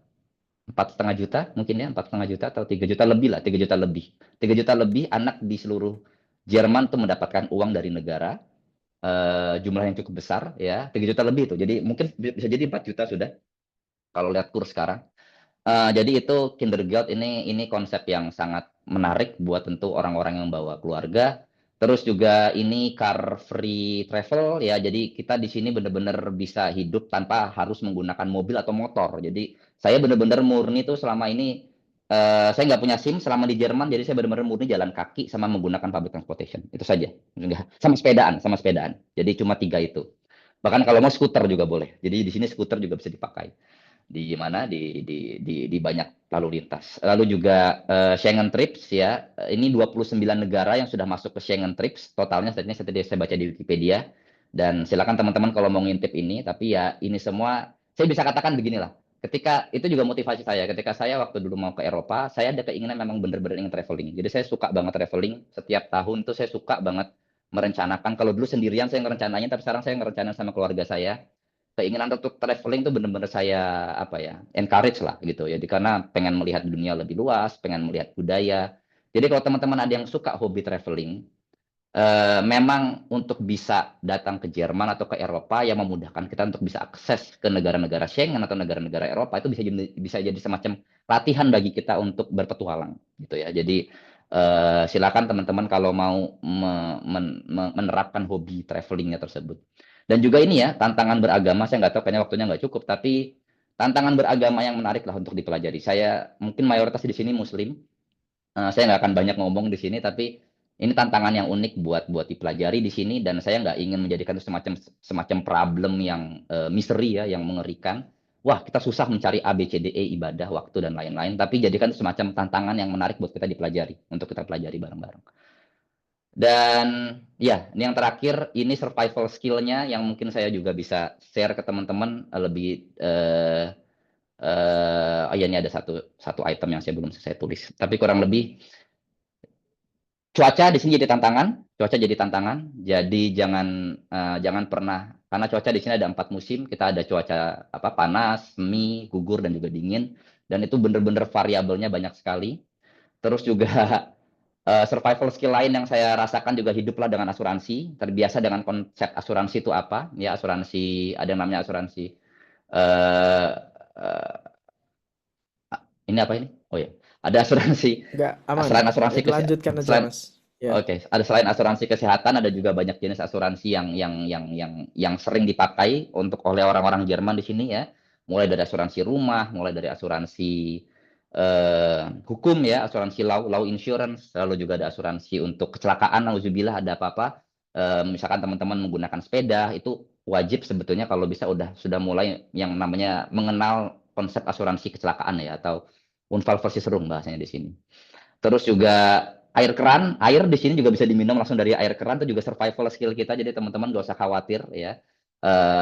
Di sini air keran di Jerman relatif, mungkin nggak tahu saya, tapi mayoritas 90%, 95% lebih itu bisa diminum dengan aman gitu ya. Ya saya bukan pakar di bidang air keran, tapi minimal orang-orang sini sudah terbiasa meminum langsung dari air keran. Jadi enak lah, jadi nggak usah dikit-dikit beli minum di warung atau di toko-toko supermarket. Lalu juga biasakan masak dan belanja dan urus rumah sendiri. Ya, ini penting banget, nggak mudah juga buat orang-orang di awal. Jangan mengandalkan Gojek dan sejenisnya. Mereka ada, tapi kalau teman-teman tiap hari kayaknya ngegojek di Jerman juga harus berpikir juga tentang dompet. Jadi penting juga untuk masak sendiri, belanja sendiri, urus rumah, apapun jenis cuacanya, mau ada dingin, mau ada salju, lakukan itu semua sendiri. Ikut komunitas tadi seperti yang Vito udah bilang, second hand shopping di sini juga umum banget, sangat-sangat. Saya juga cukup kaget gimana orang-orang Jerman pun terbiasa untuk transaksi barang-barang bekas mereka. Barang bekas dalam artian nggak hal yang sifatnya kotor ya, tapi memang ini nggak kepake tapi masih bersih gitu ya. Mulai dari baju, mulai dari buku, mulai dari sepeda sekalipun, banyak hal, mulai bahkan laptop atau apapun itu yang mereka suka banget transaksi dengan second hand. Jadi untuk bisa menghemat anggaran kita, pengeluaran kita dan lain-lain. Terus bin ya atau waste itu kenali sebanyak mungkin, ada banyak banget jenisnya. Mulai dari organik, mulai dari plastik, ada sampah paper, sampah kaca, ada sampah pakaian, ada sampah elektronik. Bahkan kalau saya karena sudah berkeluarga sih jadi tahu ada juga sampah buat pampers sendiri. Itu ada sendiri di sini. Jadi ada banyak jenisnya dan teman-teman harus terbiasa, karena kalau ya nggak di semua tempat, tapi kalau di beberapa tempat kalau kita salah menaruh sampah, jangan kaget kalau ada orang Jerman yang melototin kita. Terus kenali juga kabar-kabar politik, sosial, ekonomi di Jerman. Jadi kita biar nggak hanya dengar apa yang ada di Indonesia, tapi kita juga tahu apa yang ada di Jerman, masalah-masalah politiknya, sosialnya, sehingga hidup kita bisa jadi lebih seimbang ya. Jadi kita nggak cuma tahu hal-hal apa yang di Jerman, juga punya kok masalahnya sendiri. Jadi penting juga kalau teman-teman mau mengenali itu semua. Dan ini tadi saya mau bilang tentang birokratik ya, birokratiknya tadi saya belum selesai nulis. Seperti yang tadi disampaikan oleh Vito. Jadi memang be persistent. Persistent itu kayak gigih. Saya bisa bilang bahwa kalau saya pernah dulu punya pengalaman, kalau dibilang pengalaman pribadi, saya dulu pengen dapat permanent residence dan itu nggak mudah juga. Padahal secara kualifikasi sudah bisa lah gitu ya, tapi selalu aja ada hal-hal yang diminta oleh mereka untuk lebih gitu ya. Ya kita harus gigih, kita harus buktikan bahwa iya saya memang pengen banget ini. Kalau mereka bilang bahasa Jermannya kurang, ya buktikan kalau kita memang pengen bahasa Jerman lagi untuk lebih bagus lagi, sehingga kita bisa mendapatkan akses untuk tinggal permanen di Jerman. Jadi kegigihan tuh kerasa banget dan saya yakin teman-teman di luar saya ya yang juga ada yang juga pengalamannya juga sama, nggak mudah. Itu memang benar-benar kita harus bisa gigih, kita harus bisa direct juga ketika kita ngomong sama mereka. Kalau mereka ngomong kita ada yang kurang, kita juga sampaikan. Ini juga kalau mereka bilang aturannya ini bilangnya A, ya kita juga harus bilang aturannya bilangnya B. Jadi kita harus bisa juga bernegosiasi dengan mereka. Nah itu sih kurang lebih survival skill yang bisa saya sampaikan. Dan cukup banyak memang. Tapi terima kasih sudah mendengarkan dan vielen Dank, dan semoga teman-teman bleiben Sie inspiriert, artinya tetap terinspirasi terus. Assalamualaikum warahmatullahi wabarakatuh. Waalaikumsalam warahmatullahi wabarakatuh. Baik, kita berikan aplaus yang meriah dulu ya teman-teman untuk kedua pembicara kita. Tapi sayangnya ini applause virtual ya, Pak Adrian. Ini kalau dalam ruangan ini pasti standing applause ini. Baik, eh saya ini mesti akan ada banyak pertanyaan sih, bahkan dari saya sendiri juga sebenarnya ada banyak pertanyaan mungkin dari Pak Hardika, tapi ini kan eventnya untuk adik-adik kita ya, mahasiswa-mahasiswa kita, silahkan langsung kalian raise hand. Nanti akan saya mulai dari yang raise hand dulu ya. Baik, sudah ada dua nih sementara. Dari Mas Andika Bayu Saputra dulu. Silahkan nih Mas Andika. Sebelumnya saya ingin bertanya mengenai perkuliahan di Jerman tadi ya Pak. Tadi kan disebutkan ada beberapa beasiswa dari pemerintah Jerman, terus juga kalau dari pemerintah Indonesia kan juga ada yang namanya itu beasiswa LPDP. Nah, untuk semisal lanjut S2 di Jerman itu kan ada tadi seperti menguasai bahasa dari bahasa Jerman itu sendiri. Nah, apakah dalam perkuliahan sehari-hari di Jerman itu menggunakan bahasa Jerman atau menggunakan bahasa Inggris sebagai bahasa internasional? Karena kan kita di sana itu selaku seperti mahasiswa internasional. Nah, lalu untuk kita kan dari Indonesia. Nah, semisal kita melihat kondisi politik di Jerman itu kan dari Perdana Menterinya sendiri itu mengenai kebijakannya sekarang itu kan agak ketat ya Pak dalam arti untuk imigran. Apakah kita dalam visanya ke sana itu mudah atau gimana? Seperti itu kurang lebih. Terima kasih sekali Mas Andika. Monggo Mas, sepertinya ini Mas Adrian ya yang addressnya ke Mas Adrian pertanyaan ini. Ternyata ada yang cukup ini ya, melek politik Jerman juga Mas Adrian dari Indonesia. Bagus sekali. Monggo Mas. Ya mungkin kalau dari saya tadi nanti kita juga bisa nambahin tentang apa namanya pengalaman kelasnya dia ya, karena juga pasti kan kalau dari saya sih karena saya memang tadi masuknya saya memang waktu S2 dulu saya masuknya kelas internasional, jadi saya memang full bahasa Inggris. Jadi kalau ditanya apakah ada peluang untuk masih bisa dapat kelas bahasa Inggris, masih ada gitu. Tapi saya juga sangat memberikan apa ya tips juga ke teman-teman untuk nggak cuma mengandalkan bahasa Inggris saja gitu ya. Jadi tetap harus terbiasa untuk menggunakan bahasa Jerman tentunya, karena ya bahasa Inggris tentunya diperbagus lah. Jadi kalau tadi kita bicara tentang saya mungkin kalau ya mungkin nggak perlu share lagi kali agak sulit. Tapi ada banyak lah ya program bahasa Inggris yang sudah atau sertifikasi bahasa Inggris ya. Saya yakin zaman saya dulu cuma ada IELTS sama TOEFL. Saya nggak tahu kalau zaman sekarang ada apa lagi. Tapi dulu tiap program beda-beda. Tapi saya dulu dapat program dengan IELTS yang relatif nggak besar, minimum skornya itu 6,0 waktu itu untuk bisa dapat itu aja udah berhasil dan saya alhamdulillah bisa lewat itu. Terus juga ya tadi ya soal bahasa, tetap pelajari bahasa negara yang mau dikunjungi. Mungkin kalau Mas nanti mau ke Belanda, ya coba pelajari juga bahasa Belanda yang ada gitu. Karena memang untuk interaksi yang sifatnya administrasi ya itu penting banget untuk dengan bahasa-bahasa lokal. Dan untuk kehidupan Eh, sehari-hari ya tentunya ya Pak Ardian Oh ya. iya sangat membantu. Jadi Untuk kita jangan sampai hanya fokus ke bahasa Inggrisnya saja, tapi juga ya sekarang banyak lah aksesnya untuk kita belajar bahasa asing. Jadi teman-teman mau nonton film, mau nonton YouTube atau apapun itu ya, atau mungkin Duolingo kalau tahu aplikasi itu ya kan itu terkenal banget. Itu bisa dipakai. Eh Kalau mau yang formal juga nggak apa-apa. Ya kalau Jerman ada Gute tadi kayak si Vito bilang, itu juga membantu banget sih buat saya. Jadi itu penting. Sisanya tadi apa ya? Beasiswa ya? yang kedua ini terkait politik ya imigran. Mungkin Katanya apakah Vito ada susah? tambahan nggak tadi soal bahasa? Vito tadi ada tambahan nggak soal bahasa? Mungkin Jerman kenapa penting atau mungkin ada bahasa lain gitu? Ya mungkin Silakan. bahasa Jerman penting untuk kehidupan sehari-hari ya. Misalnya amit-amit kita sakit kan eh, Hmm, enggak betul, semua dokter bisa pakai bahasa Inggris. Jadi betul, kita betul. sangat perlu eh, bahasa yang negara yang ingin kita kunjungi untuk kita kuasai juga gitu. Hmm, benar.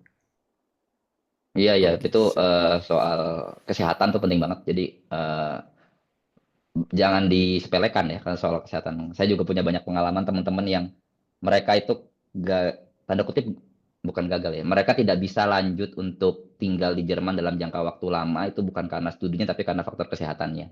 Dan faktor kesehatannya saya suka dengar beberapa memang karena mereka bingung mau ngomong apa sama dokternya. Jadi penting juga untuk tahu itu. Mungkin terkesan sepele di awal, tapi itu beneran itu sebenarnya yang malah bisa mengganggu konsentrasi kita kalau teman-teman senang belajar, teman-teman senang kerja, teman-teman senang apapun itu ya, yang teman-teman senangi. Mau di Jerman, bahkan mau di negara lain sekalipun, saya yakin juga sama.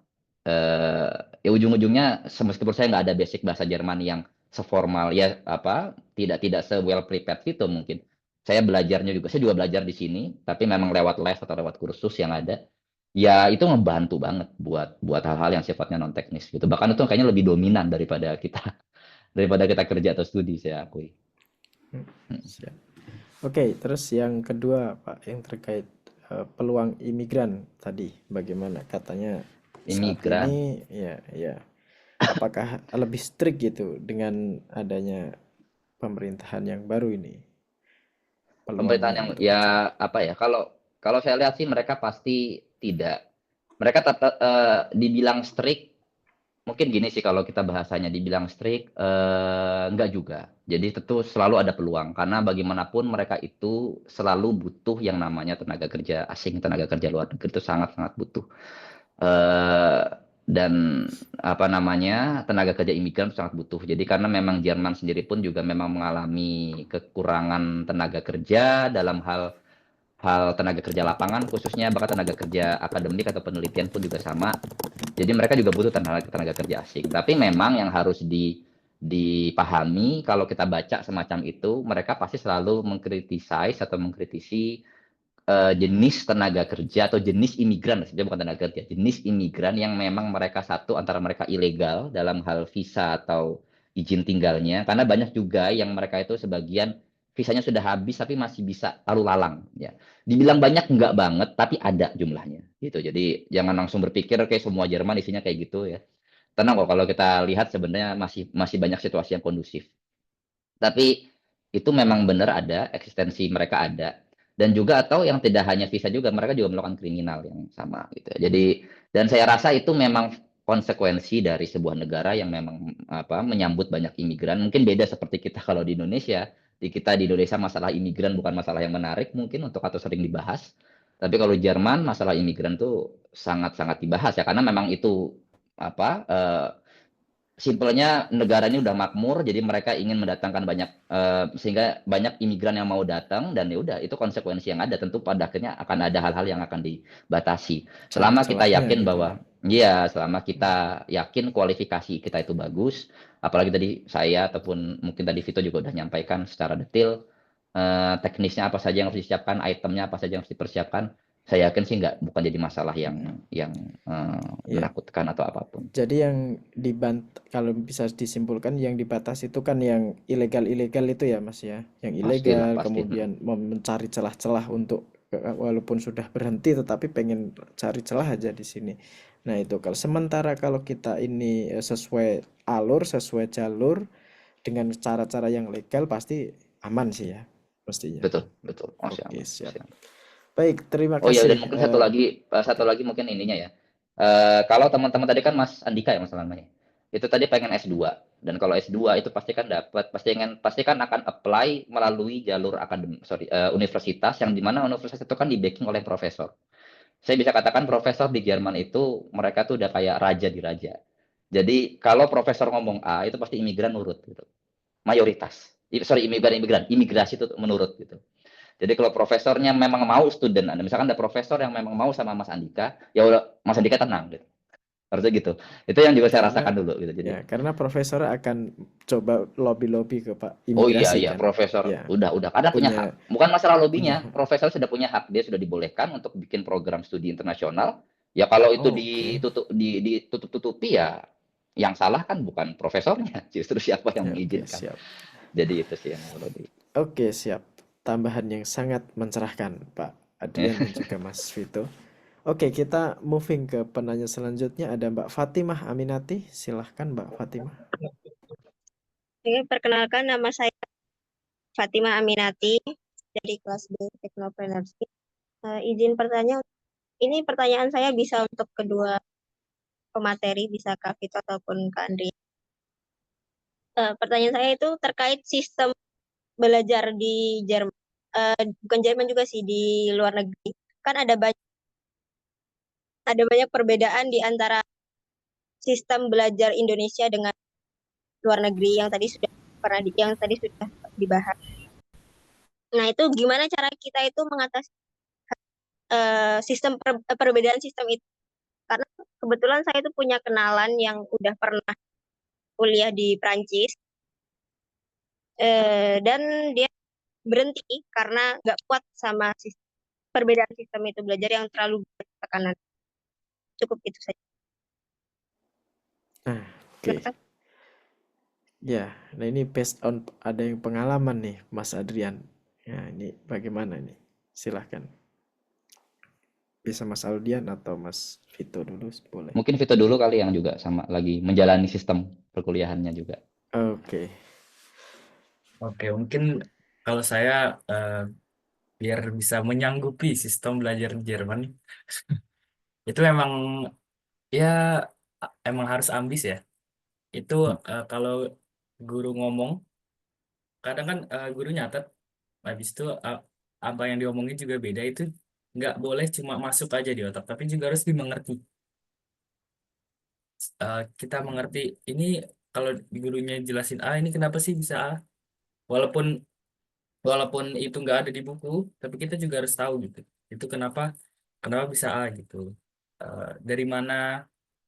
Jadi kita harus eh selain pada saat di sekolahnya, juga di luar sekolah itu juga harus buka-buka paper, buka-buka buku, coba ke perpustakaan deh. Karena sebenarnya kalau saya itu yang bikin males, saya itu malas mulai. Cara saya biar nggak malas itu saya ke perpustakaan, saya jalan pakai tram ke perpustakaan. Itu pas udah di perpustakaan, nggak tahu kenapa habis mas, bisa sampai tiba-tiba malam aja gitu kan. Yang bikin males tuh sebenarnya males mulainya aja, cara mulainya aja. Jadi kita harus cari tahu trigger kita gimana biar biar kita bisa bisa ambisnya gitu. Eh, Terus sama fokus aja sih, niat niat belajarnya di Oke. dipertinggi gitu. Ya, ini menarik ini. Kalau Mas Alvito sendiri ini udah di tahun keberapa Mas ini di Jerman ini? Masih tahun pertama mas, Tahun pertama ya. Sejauh ini sudah ada perasaan, wah ini aku nggak kuat nih kayaknya, gitu atau aman-aman aja nih sampai saat ini? Kalau saya bilang nggak kuat sih, ya kuat-kuat aja sebenarnya. Tapi kalau kayak, kan saya ada kerja, ada sekolah ya. Kalau kerja udah mau kelar tuh, udah mau sekolah, aduh sekolah lagi, aduh dengerin guru ngomong, guru kumur-kumur lagi. Karena saya full Jerman kan, dengerin guru kumur-kumur lagi. Terus harus harus pulang sekolah, Oke. harus buka buka internet lagi, searching Oke, jadi gitu ini sih. berarti tergantung pribadi juga ya bagaimana Iya, memanage. Memang benar. ada yang waduh ini kayaknya stres banget nih. Ada juga yang Hmm, mungkin dibawa enjoy aja iya. dengan ini dijalani gitu ya. Oke. Hmm. Mas Adrian gimana nih Mas? Dari sudut Ya kalau pandang. sama sih mirip juga tadi saya ada. Oh ya. Mirip seperti, jadi memang seperti yang tadi Vito bilang ya, tadi ada Vito bilang ambisi gitu ya, atau ambi banget gitu ya. Itu memang eh, memang itu juga karakter yang ya saya miliki Dibutuhkan juga ya. dulu di awal. Waktu dulu di awal perkuliahan. Ambisi dalam artian ambisi yang memang sifatnya ya memang pengen lulus banget, atau teman-teman mungkin memang yang ya siapa yang memang pengen dapat nilai yang bagus, itu juga bisa bagian dari ambisi kan. Dia yakin lulus, tapi dia juga yakin gimana bisa dapat nilai yang bagus biar memperbaiki transkrip nilainya kan, itu juga ada kan seperti itu. Ya sama belajar saya juga dulu mengalami masa saya juga baru sadar ya, saya dulu tuh kalau belajar di ruangan nggak atau ruangan sendiri gitu, saya juga nggak bisa fokus gitu ya. Jadi memang suka belajar kalau lihat orang lain belajar gitu. Terus saya juga rasain dulu kayak gitu. Tapi sekarang saya pas udah kerja gini, Yang saya memang kerjanya banyak di ruangan sendiri gitu ya. Jadi apa namanya, belajar di perpustakaan tuh ngebantu banget karena kita langsung melihat orang-orang di perpustakaan belajar, kita pun juga termotivasi juga untuk belajar seperti mereka. Dan saya juga sebenarnya pengen tahu juga sama tadi Mbak, siapa tadi? Saya lupa, maaf. Fatimah Eh, kayaknya, Mbak Fatimah. Fatima ya, Mbak Fatima juga nanti mungkin bisa ditanyakan juga ke temennya yang di Prancis itu sistemnya sistem apa sebetulnya secara spesifik gitu ya. Karena kalau saya tadi lihat slide saya tadi yang sebelumnya tentang sistem tantangan berkuliah, itu memang rata-rata tantangan di sini yang sulit buat mereka adalah 3 kali ujian ya, 3 kali ujian atau untuk di mata kuliah tersebut kesempatan 3 kali ujian atau belajar sendiri yang memang atau belajar sendiri atau belajar mandiri ya itu yang memang tidak mudah buat mereka untuk memulainya gitu loh. Jadi memang persiapan semacam itu penting sih buat teman-teman untuk tahu itu. Jadi belajar mandiri sudah mulai penting, memang punya belajar dengan teman. Saya juga belajar sama teman juga, tapi kita nggak bisa ngandelin mereka terus gitu kan. Jadi kita harus ada waktu di mana saya juga pengen belajar sendiri. Sama 3 kali kesempatan itu ya, di sini namanya apa ya, itu juga anggap itu semacam kayak pressure lah buat kita ya, jadi tekanan buat kita untuk kita bisa motivasi selanjutnya gitu. Jadi memang mungkin perlu spesifik lagi di situ sistemnya yang bagian apa dulu ya dari perkuliahan, karena saya juga nggak gitu aware dengan perkuliahan di Prancis seperti apa. Tapi di Jerman kurang lebih tantangan untuk bisa belajar mandiri, tantangan untuk bisa mengenali bahasa. Saya mungkin kalau mau mengambil satu contoh pengalaman paling dekat, sebenarnya mungkin lebih tepatnya ke istri saya. Karena istri saya juga kuliah di Jerman. Dia juga pernah dulu di fase untuk masuk ke apa namanya Versuch ya, 3 kali percobaan, 3 kali ke kesempatan ujian. Dia sudah sampai ke kesempatan yang ketiga. Dan itu memang apa ya, kalau dibilang belajar mandiri, fokus, iya dia melakukan itu juga. Bahkan saya waktu itu juga sudah nikah, dia juga sampai malam masih belajar tuh di perpustakaan, tuh dia juga mengalami masa-masa itu.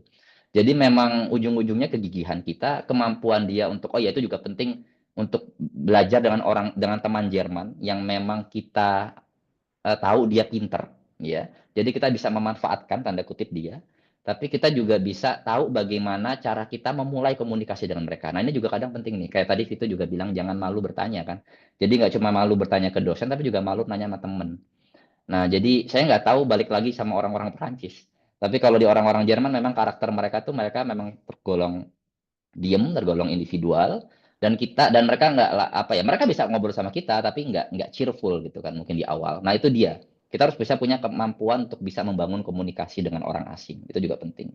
Eh, Sehingga mereka bisa mau minimal mungkin mereka nggak jadi teman dekat kita, tapi minimal mereka mau bikin appointment sama kita, janji temu sama kita untuk yuk kalau belajar bareng seperti apa dan sampaikan mana yang kurang, mana yang saya nggak ngerti. Mereka pasti, karena mereka sekali ngebantu, mereka ngebantu banget. Orang Jerman kalau udah ngebantu tuh tulus, mereka nggak minta hal-hal yang aneh-aneh. Itu mayoritas kayak gitu ya. Jadi tenang aja. Betul Jadi, sekali sih. tapi untuk memulainya itu yang nggak mudah. Siap. Mungkin Terima saya kasih. mau tambahin ya. Ya, ya. Oke. Kan perkuliahan di Jerman itu kan memang absensi nggak penting ya. Jadi istilahnya yang penting ujian lulus itu dia lulus kan. Jadi Oh, jadi karena nggak ada absensi setiap masuk absen gitu, nggak ada ya Mas ya? nggak ada, Nggak jadi ada. nggak, jadi kayak dia satu semester nggak masuk, ya penting pas ujian lulus pun itu nggak apa-apa. Jadi kayak jangan terlena aja karena ke keenakan itu ya. Sama ntar ujung-ujungnya SKS sistem kebut semalam itu mungkin bisa dikurangi lah. Kan udah melekat banget tuh sama Indonesia biasa ya. SKS itu ada. Nah, ya itu betul, betul, Belajar Betul. pas pengen ujian doang gitu. Nah, betul, kira-kira betul. kalau itu di Indonesia kayaknya kelas selalu kosong nih kayaknya Pak. Iya mak. Sudah terjadi Tapi di kalau kelasnya di Pak Jerman, Eko, Pak. sudah terjadi ya. Kalau kalau di Jerman walaupun ada sistem kayak gitu tapi juga pada tetap masuk ya. Masuk Nah, karena ya itu karena sadar mereka ya ya. kesadarannya emang bagus. Oh ya ini aku di sini dari Kak Berlian nih, istrinya Mas Adrian ternyata ikut memonitor juga nih. Salam ya dari teman-teman Solo ya, Mbak Berlian ya. Baik, kita jam ke pertanyaan selanjutnya nih. Kayaknya ada Mbak Aisyah. Silahkan Mbak Aisyah. Halo, Guten Morgen. Oh, oke. Jadi Guten kenalin Morgen. di sini saya Aisyah ya, alumni dari PTI angkatan 20 dan sekarang lagi Oh, alumni ada nih malahan. Ya, oke, silahkan. yes ada project ya di lab kampus di Taiwan. Kebetulan saya master kandidat di sana. Yang mau saya tanyakan, pertanyaan ini muncul ketika saya cari-cari supervisor. di mana di sana kayak ada gap gitu antara penelitian dosen-dosen di Indonesia dan di luar negeri gitu. Jadi saya ingin menyetarakan. Nah, jadi untuk Kak Adrian sih lebih tepatnya, apakah gimana sih caranya kita tuh sebagai international student menghasilkan penelitian yang berkualitas tinggi ketika studi abroad gitu. Jadi karena saya ngerasa kemarin pun ketika ngerjain penelitian bener-bener apa ya, ngerasa skill issue gitu, kayak baca penelitian dari dosen-dosen atau calon supervisor yang saya bidik itu kayak ini bahasa apa sih gitu, kayak wah, kayak udah ngerasa bener-bener bisa nggak ya gitu. Itu yang pertama. Nah, yang kedua sebenarnya ada banyak sih, tapi saya pick dua aja ya. Nah, yang kedua itu gimana sih caranya ketika S2 itu bisa meningkatkan value gitu. Kayak naik setingkat atau 2 tingkat dari masa S1 saya. Karena kemarin ketika saya wawancara dengan calon supervisor, ketika saya ya present tentang myself gitu, dan beliau bilang, oh, wah ini cukup impresif ya kalau untuk S1 gitu. Jadi saya mikir lah, terus kalau untuk S2 itu kayak gimana gitu loh. Jadi saya kayak agak ke pressure gitu dengan start saya yang seperti ini. Mungkin dulu S1 saya sedikit cerita dulu pernah ikut lomba internasional begitu kan. Nah, jadi di situ saya udah start hingga saat itu juga. Jadi saya kayak ke pressure, jadi S2 itu harus lebih bagus. Gitu aja sih. Thank you. Oke. Oke, makasih Mbak Aisyah tadi namanya, Aisyah. Ya, jadi mungkin kalau yang saya tangkap lebih kepada meningkatkan value kita sebagai anak S2 sama gap penelitian ya. Saya pengalaman bisa subjektif, bisa beda-beda. Jadi memang saya yakin juga kita juga beberapa hari lalu dia nggak tahu ada Vito apa nggak ya. Kita juga ngomongin soal kisah-kisah penelitian lah di Jerman ya. Kita juga mendengarkan. Jadi bisa sangat beragam. Tapi tapi saya mungkin juga kurang lebih yakin lah apa yang saya juga rasakan itu juga pasti banyak orang-orang di sini juga melakukannya yang sama untuk bisa meningkatkan value mereka. Kalau soal bahkan juga meningkatkan ketertinggalan gap penelitian ya sehingga kita bisa paham apa sih yang dosen sampaikan, supervisor sampaikan. Ya memang sebetulnya tips saya atau pengalaman saya kurang lebih mirip seperti banyak orang. Karena saya beruntungnya adalah saya itu fokus ke satu grup penelitian. Saat saya S2, saya sudah memilih grup penelitian mana yang mau saya ikuti atau yang mau saya pelajari lebih detail. Kenapa? Karena saya mungkin suka sama grup penelitian itu. Ada macam-macam alasan kenapa saya suka ya, mungkin dari mata kuliahnya, dari mata pelajarannya, dari cara dosennya, dari cara mengajarnya, atau mungkin dari popularitas profesornya, publikasinya, dan lain-lain. Jadi saya memang mendekat ke mereka, saya sungguh-sungguh untuk belajar dengan mereka. Dan kalau kita bisa meningkatkan, penting juga untuk bisa kedisiplinan, meningkatkan appointment kita dengan mereka, membuat appointment. Kalau kita bisa serius sama mereka, mereka akan suka sama kita. Jadi saya punya semacam prinsip, kalau kita harus dulu tunjukkan keseriusan dan kesukaan kita dengan penelitian topik tersebut, maka mereka pun, dan kalau kita bisa meningkatkan value-nya, kita bisa meningkatkan antusiasme kita, mereka juga akan suka sama kita, sehingga kita bisa dapat rekomendasi dari mereka.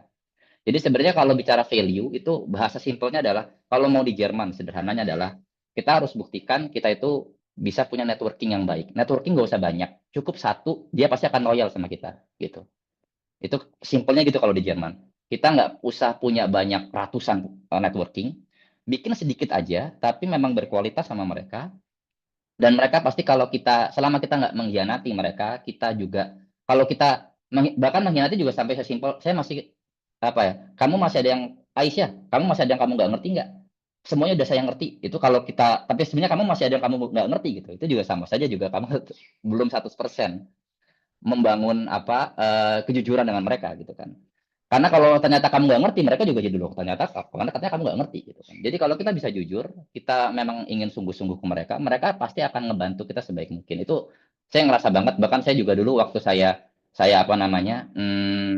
S2, S3 hanya dengan saya cuma ya memang semuanya mengandalkan pada Allah Subhanahu Wa Taala. Saya ngerti, tapi secara konteks kemanusiaan ya nggak banyak sebenarnya channel atau network saya. Itu kebanyakan memang dari profesor saya saja yang jumlahnya mungkin cuma 2 orang.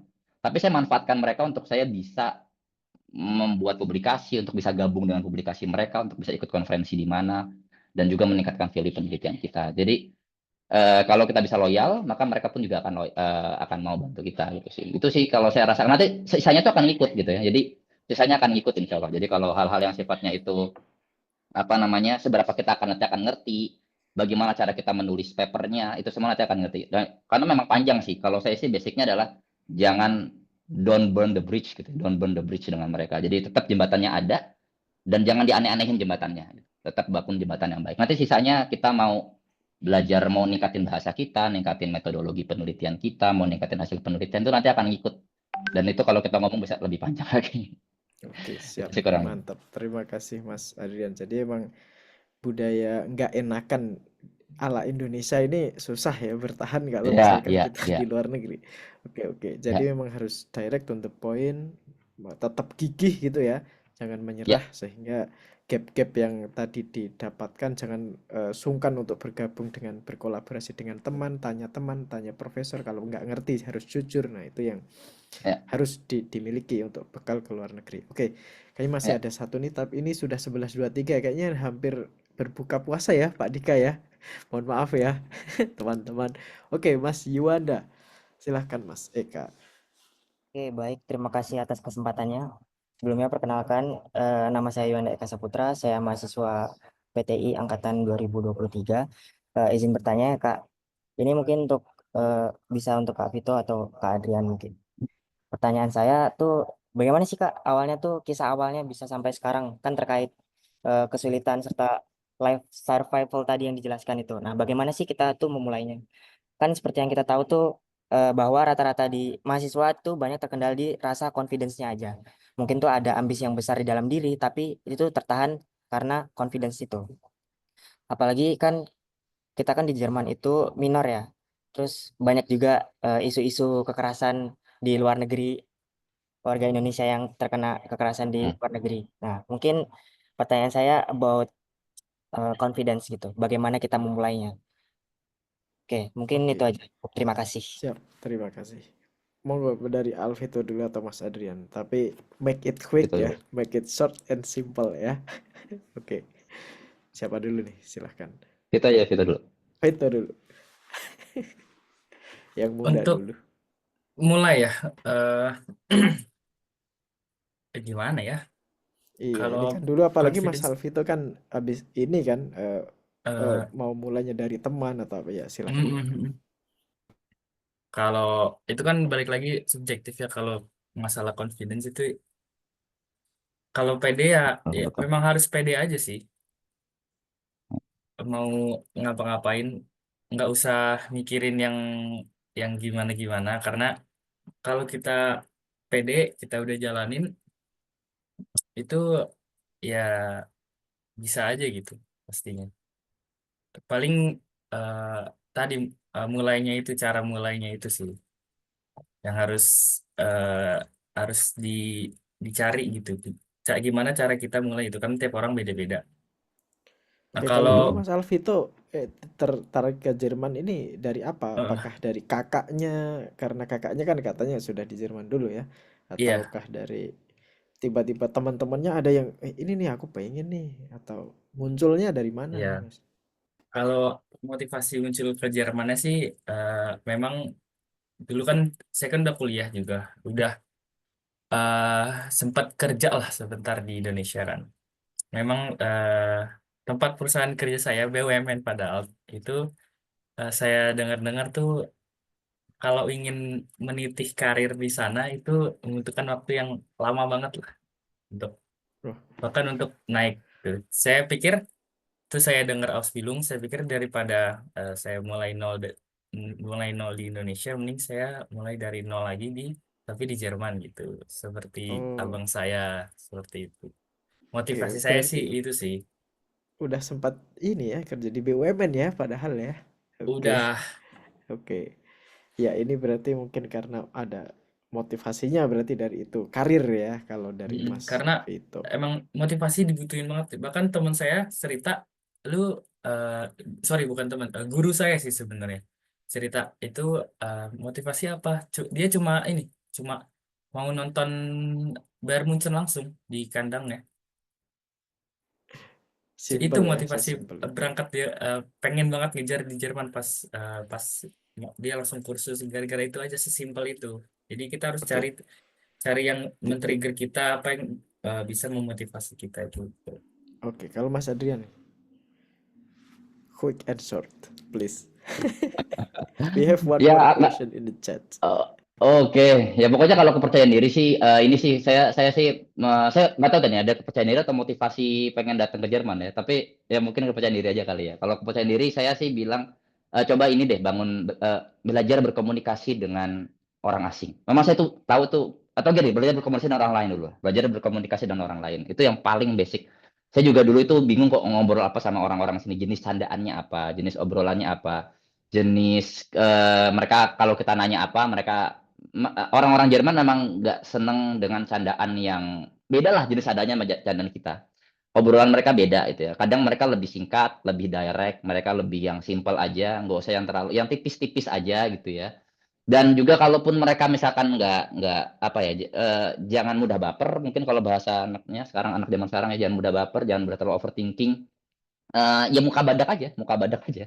Jadi kalau saya mau nanya sesuatu, ternyata tuh mungkin pertanyaannya sangat sepele atau apapun, saya mau bercanda, saya mau ngajak ngobrol, saya mau ngajak makan atau apapun itu mungkin juga terlalu sepele. Ya nggak apa-apa kalau mereka misalkan nolak, mereka secara gesture seperti apa, nggak usah terlalu dipikirin itu gitu ya. Karena jujur lah sebenarnya intinya tujuannya apa gitu kan. Kalau saya misalkan tujuannya saya cuma mau apa misalkan saya juga nggak tahu tujuannya kita mungkin mau minta bantuan belajar bareng sama mereka ya udah kan fokusnya belajar bareng kan hal-hal yang sifatnya itu bukan belajar barengnya ya udah jadikan semacam pelengkap tapi itu tadi skill yang bisa kita bangun ya skill basa-basi ala orang Jerman yang simple yang bisa kita bangun untuk bisa meningkatkan kepercayaan diri itu jadi memang perlu ada sih kemampuan belajar berkomunikasi belajar ngobrol dengan teman dengan orang lain bahkan kalau bagus dengan orang asing kalau kita bisa punya networknya kita bisa punya jaringannya itu nanti lama-lama terbiasa ada banyak sebenarnya teknik-tekniknya tapi mungkin itu sih kurang lebih kalau dari saya sih Iya, coba penting ya. dari itu. Oke, baik. Bagaimana Mas Yunda, aman ya? Jawaban dari kakak-kakak. Baik, ini terima kasih Kak Yohanda. Selamat bersiap untuk berbuka. Dan di sini ada satu lagi di grup chat nih, Kak, terkait dengan syarat untuk mendaftar beasiswa luar negeri itu kan motivation letter nih. Nah, kira-kira apa sih poin-poin pentingnya? Nah, mungkin ini sebenarnya sudah banyak diulas, tapi mungkin bisa ditegaskan nih di sini based on your experience gitu. Monggo silahkan. Ini Mas Adrian bisa Ya jawab. saya dulu ya kalau maaf motivation letter bentar itu mungkin yang saya bisa oh gini saya coba ntar ingat-ingat rumusnya saya dulu tuh sampai ingat rumusnya dulu tuh waktu saya dulu awal kita tuh bagusannya apa saat S1 kita tuh bagusnya apa saat S1 terus apa yang kita suka apa yang kita bagus dan apa yang kita suka saat kita S1-nya terus nanti kita coba itu paragraf satunya lah paragraf 2-nya kita harus tahu apa yang kita suka dan yang kita bagus itu apa sih yang ada di universitas yang terkait. Contoh ya, itu yang terkait. Sama yang ketiganya, apa sih yang mau kita bangun itu untuk Indonesia atau komunitas kita. Jadi hal-hal yang sifatnya eksternal. Kalau tadi itu kan hal yang sifatnya internal, paragraf 1, paragraf 2, paragraf 3 itu untuk yang sifatnya eksternal. Apa sih yang mau kita bangun? Kalau saya sudah dapat program studi ini, saya sudah dapat ya program studi dulu kali ya universitas ya. Saya mau ngapain? Nah, itu hal yang sifatnya eksternal. Tapi 1 2 itu penting. Jadi kayak misalkan saya suka computational logic, saya suka matematika logika. Apa sih yang saya suka? Kenapa saya suka itu dan buktinya apa kalau saya itu suka dan juga saya bagus? Ya mungkin nilainya atau mungkin saya sering datang kelasnya atau saya mungkin nggak tahu saya sering ikut lombanya atau apa gitu ya. Terus lihat juga di perkuliahan tersebut ada nggak jurusan matematika logika atau mata kuliah tersebut yang memang bisa match dengan apa yang kita suka. Kalau flow itu udah dibangun, baru nanti kita bikin istilahnya kayak ngarang bebasnya adalah apa sih yang mau saya bangun selanjutnya dari sini? Visi saya apa? Kalau saya dulu berpikirnya saya ingin bisa menjadi semacam penjembatan buat UMS gitu mungkin ya dengan universitas di Jerman gitu kan. Dan itu dulu aja. Jadi 3 itu kurang lebih flow-nya kerangka berpikirnya. Nanti ya pelan-pelan bisa dikembangkan dari situ. Tapi tenang aja, motivation letter itu jangan sekali nggak mungkin one shot lah. Itu butuh beberapa shot, butuh beberapa pengulangan sampai bener-bener mature. Dan Jadi perlu penting buat tandem juga ya. ya Tadi kata perlu Mas Adrian ada tandem, tandem untuk kejar saling review gitu ya. bener, kejar Mas Dias ya, gangguin dia aja, tanyain gimana cara bikin apa proofreading lah, bahasa Inggrisnya udah bagus apa belum, cara menyampaikannya kayak gimana, udah bagus apa enggak, sampaikan aja itu karena memang itu butuh beberapa pengulangan dan itu normal, jadi nggak usah takut itu. Oke, terima kasih atas job tambahannya ya Pak Adrian. Mas Alvito nih, ada nggak sih Ausbildung perlu motivation letter nggak sih? Perlu. Oh Tapi perlu juga. kayaknya perlu. Tapi kayaknya sama sih, udah terjawab semua sama Mas Adrian. Kayak ya mungkin apa yang bisa membuat program ini unik bagi kita, atau apa yang nggak bisa kita dapatkan di tempat lain, atau kenapa beasiswa ini bisa mewujudkan mimpi kita, itu juga bisa jadi alasan yang buat memperkuat motivation letter ini. Oke siap. Berarti kira-kira kurang lebih itu ya teman-teman ya. Oke, sepertinya ini sudah mendekati waktu buka puasa ya, jam 17.33 mungkin kalau di Indonesia. Buka jam berapa Pak Hardika? Jam kayaknya 17.50 sih. Mau pada ke Oke, siap. masjid kayaknya. Boleh nih Pak Hardika nih, closing remarks-nya bagaimana nih dari event ini? Mungkin bisa diberikan penguatan lah untuk adik-adiknya nih. Ya, oke. Ya, jadi kalau tadi terima kasih Pak Adrian dan Mas Alvito dan juga Pak Dias dan rekan-rekan semuanya. Jadi kita udah dapat beragam gambaran ya dari yang sudah disampaikan tadi terkait kalau teman-teman mau mengambil program ice building tadi ya, kemudian ataupun mau berkarir di luar negeri, ada beberapa hal yang perlu teman-teman persiapkan. Yang pertama tadi secara bahasa, ya kan. Tadi kan kalau Mas Alvito bilang bahasa itu penting karena kan pengantarnya juga pakai bahasa. Kalau di Jerman tadi ada bahasa Jerman, tapi tentunya Inggris juga menjadi bahasa yang bisa teman-teman pelajari juga selain bahasa Jerman kalau di Jerman. Jadi silahkan bahasa dikuatkan. Yang kedua juga tadi terkait dengan keterampilan diri ya, keterampilan diri di situ termasuk manajemen diri karena perkuliahan budaya pun berbeda, jadi teman-teman pun harus sadar terkait tanggung jawab teman-teman. Niatnya ke sana mau ngapain juga harus kuatkan gitu kan. Kalau tadi nggak absen gitu kan ke kelas ya, kalau sini semangat banget nggak absen justru nggak berangkat ke kelas tapi nggak belajar juga di luar gitu kan. Nah kalau di sana ya kalau nggak belajar ada reason yang kuat tetapi juga diimbangi juga dengan belajarnya, nanti ngerjainnya pun juga bisa gitu kan. Kemudian yang terakhir tadi terkait budaya, beberapa juga pada bertanya ya, tadi di Yonda juga terakhir, kalau misalkan di sana tadi ada hal-hal yang berbeda atau mungkin ada diskriminasi dan lain sebagainya seperti apa. Ya tentunya itu pun hal-hal yang saya rasa eh, orang baik itu akan ditemukan dimanapun ya, di belahan dunia manapun, termasuk di Jerman. Pasti teman-teman juga akan bertemu tadi dengan komunitas pelajar Indonesia, bukan yang ada di sana pun bisa bergabung. Kayaknya itu silahkan, nggak hanya berhenti di sini. Saya harapkan makin banyak alumni-alumni PTI juga yang tidak hanya lanjut studi ke luar negeri, tapi juga bisa nanti berkarir di luar ya. Kita pun sudah ada beberapa alumni, termasuk ini juga Pak Dias, beberapa dosen juga. Kemudian nanti harapannya anak-anak di sini juga tadi Kak Mbak Aisyah juga ya, silahkan bisa nanti didorong juga adik-adiknya termasuk untuk juga nanti lanjut atau berkarir di luar. Terima kasih, mungkin itu saja dari saya. Selamat buka puasa. Terima kasih. Wassalamualaikum warahmatullahi wabarakatuh. Kembalikan ke Pak Dias. Waalaikumsalam warahmatullahi wabarakatuh. Terima kasih Pak Hardika atas kata-kata penutupnya, dan juga ini wawasan yang bagus ya tentunya untuk teman-teman yang dari kemarin banyak nih yang bertanya, Pak, kalau peluang di Jerman bagaimana? Karena yang dilihat dari ininya Pak, foto-foto ketika jalan-jalan aja itu Pak. Nah, ya kan ternyata di balik itu banyak sekali tantangan-tantangannya yang harus dipersiapkan. Bahkan kalau dari birokrasi itu kita mulai dari pengurusan visa itu rasanya udah pusing banget gitu kan ya. Saya aja dari bulan Agustus Juli sampai di November baru jadi visa itu ngurusnya, dan harus bolak-balik ke Jakarta dan lain sebagainya. Itu pun baru starting pointnya.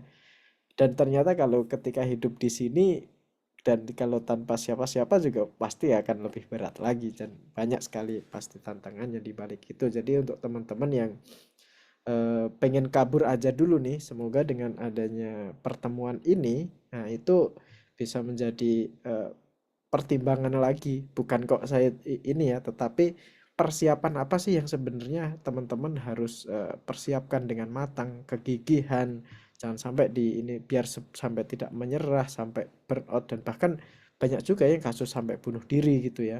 Nah, dan ya merasa kena diskriminasi, itu teman-teman yang harus persiapkan sih di sini.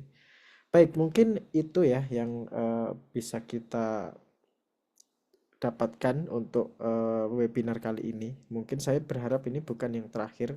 Jadi nanti ke depan semoga masih ada beberapa pembicara-pembicara lagi mungkin ya yang akan kita hadirkan di International Lecture Series ini. Jadi teman-teman selalu siap, tetap semangat untuk belajar, dan juga tetap termotivasi lah untuk hal-hal baik ke depannya. Baik, mungkin itu saja dari saya yang bisa saya sampaikan.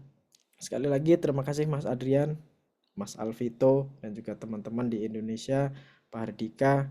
Semangat dan juga selamat berbuka puasa. Dan kita hari ini malah nanti akan buka bersama juga ini teman-teman Indonesia ya. Jadi tunggu saja updatean di Instagram saya, nanti saya kasih lihat suasana berbuka puasa bersama di Jerman gitu ya. Nah, nanti semoga ini semakin menjadi motivasi juga untuk teman-teman. Baik, terima kasih sekali lagi. Kita akhiri. Assalamualaikum warahmatullahi wabarakatuh. Waalaikumsalam warahmatullahi wabarakatuh. Terima kasih Pak Adrian. Terima kasih.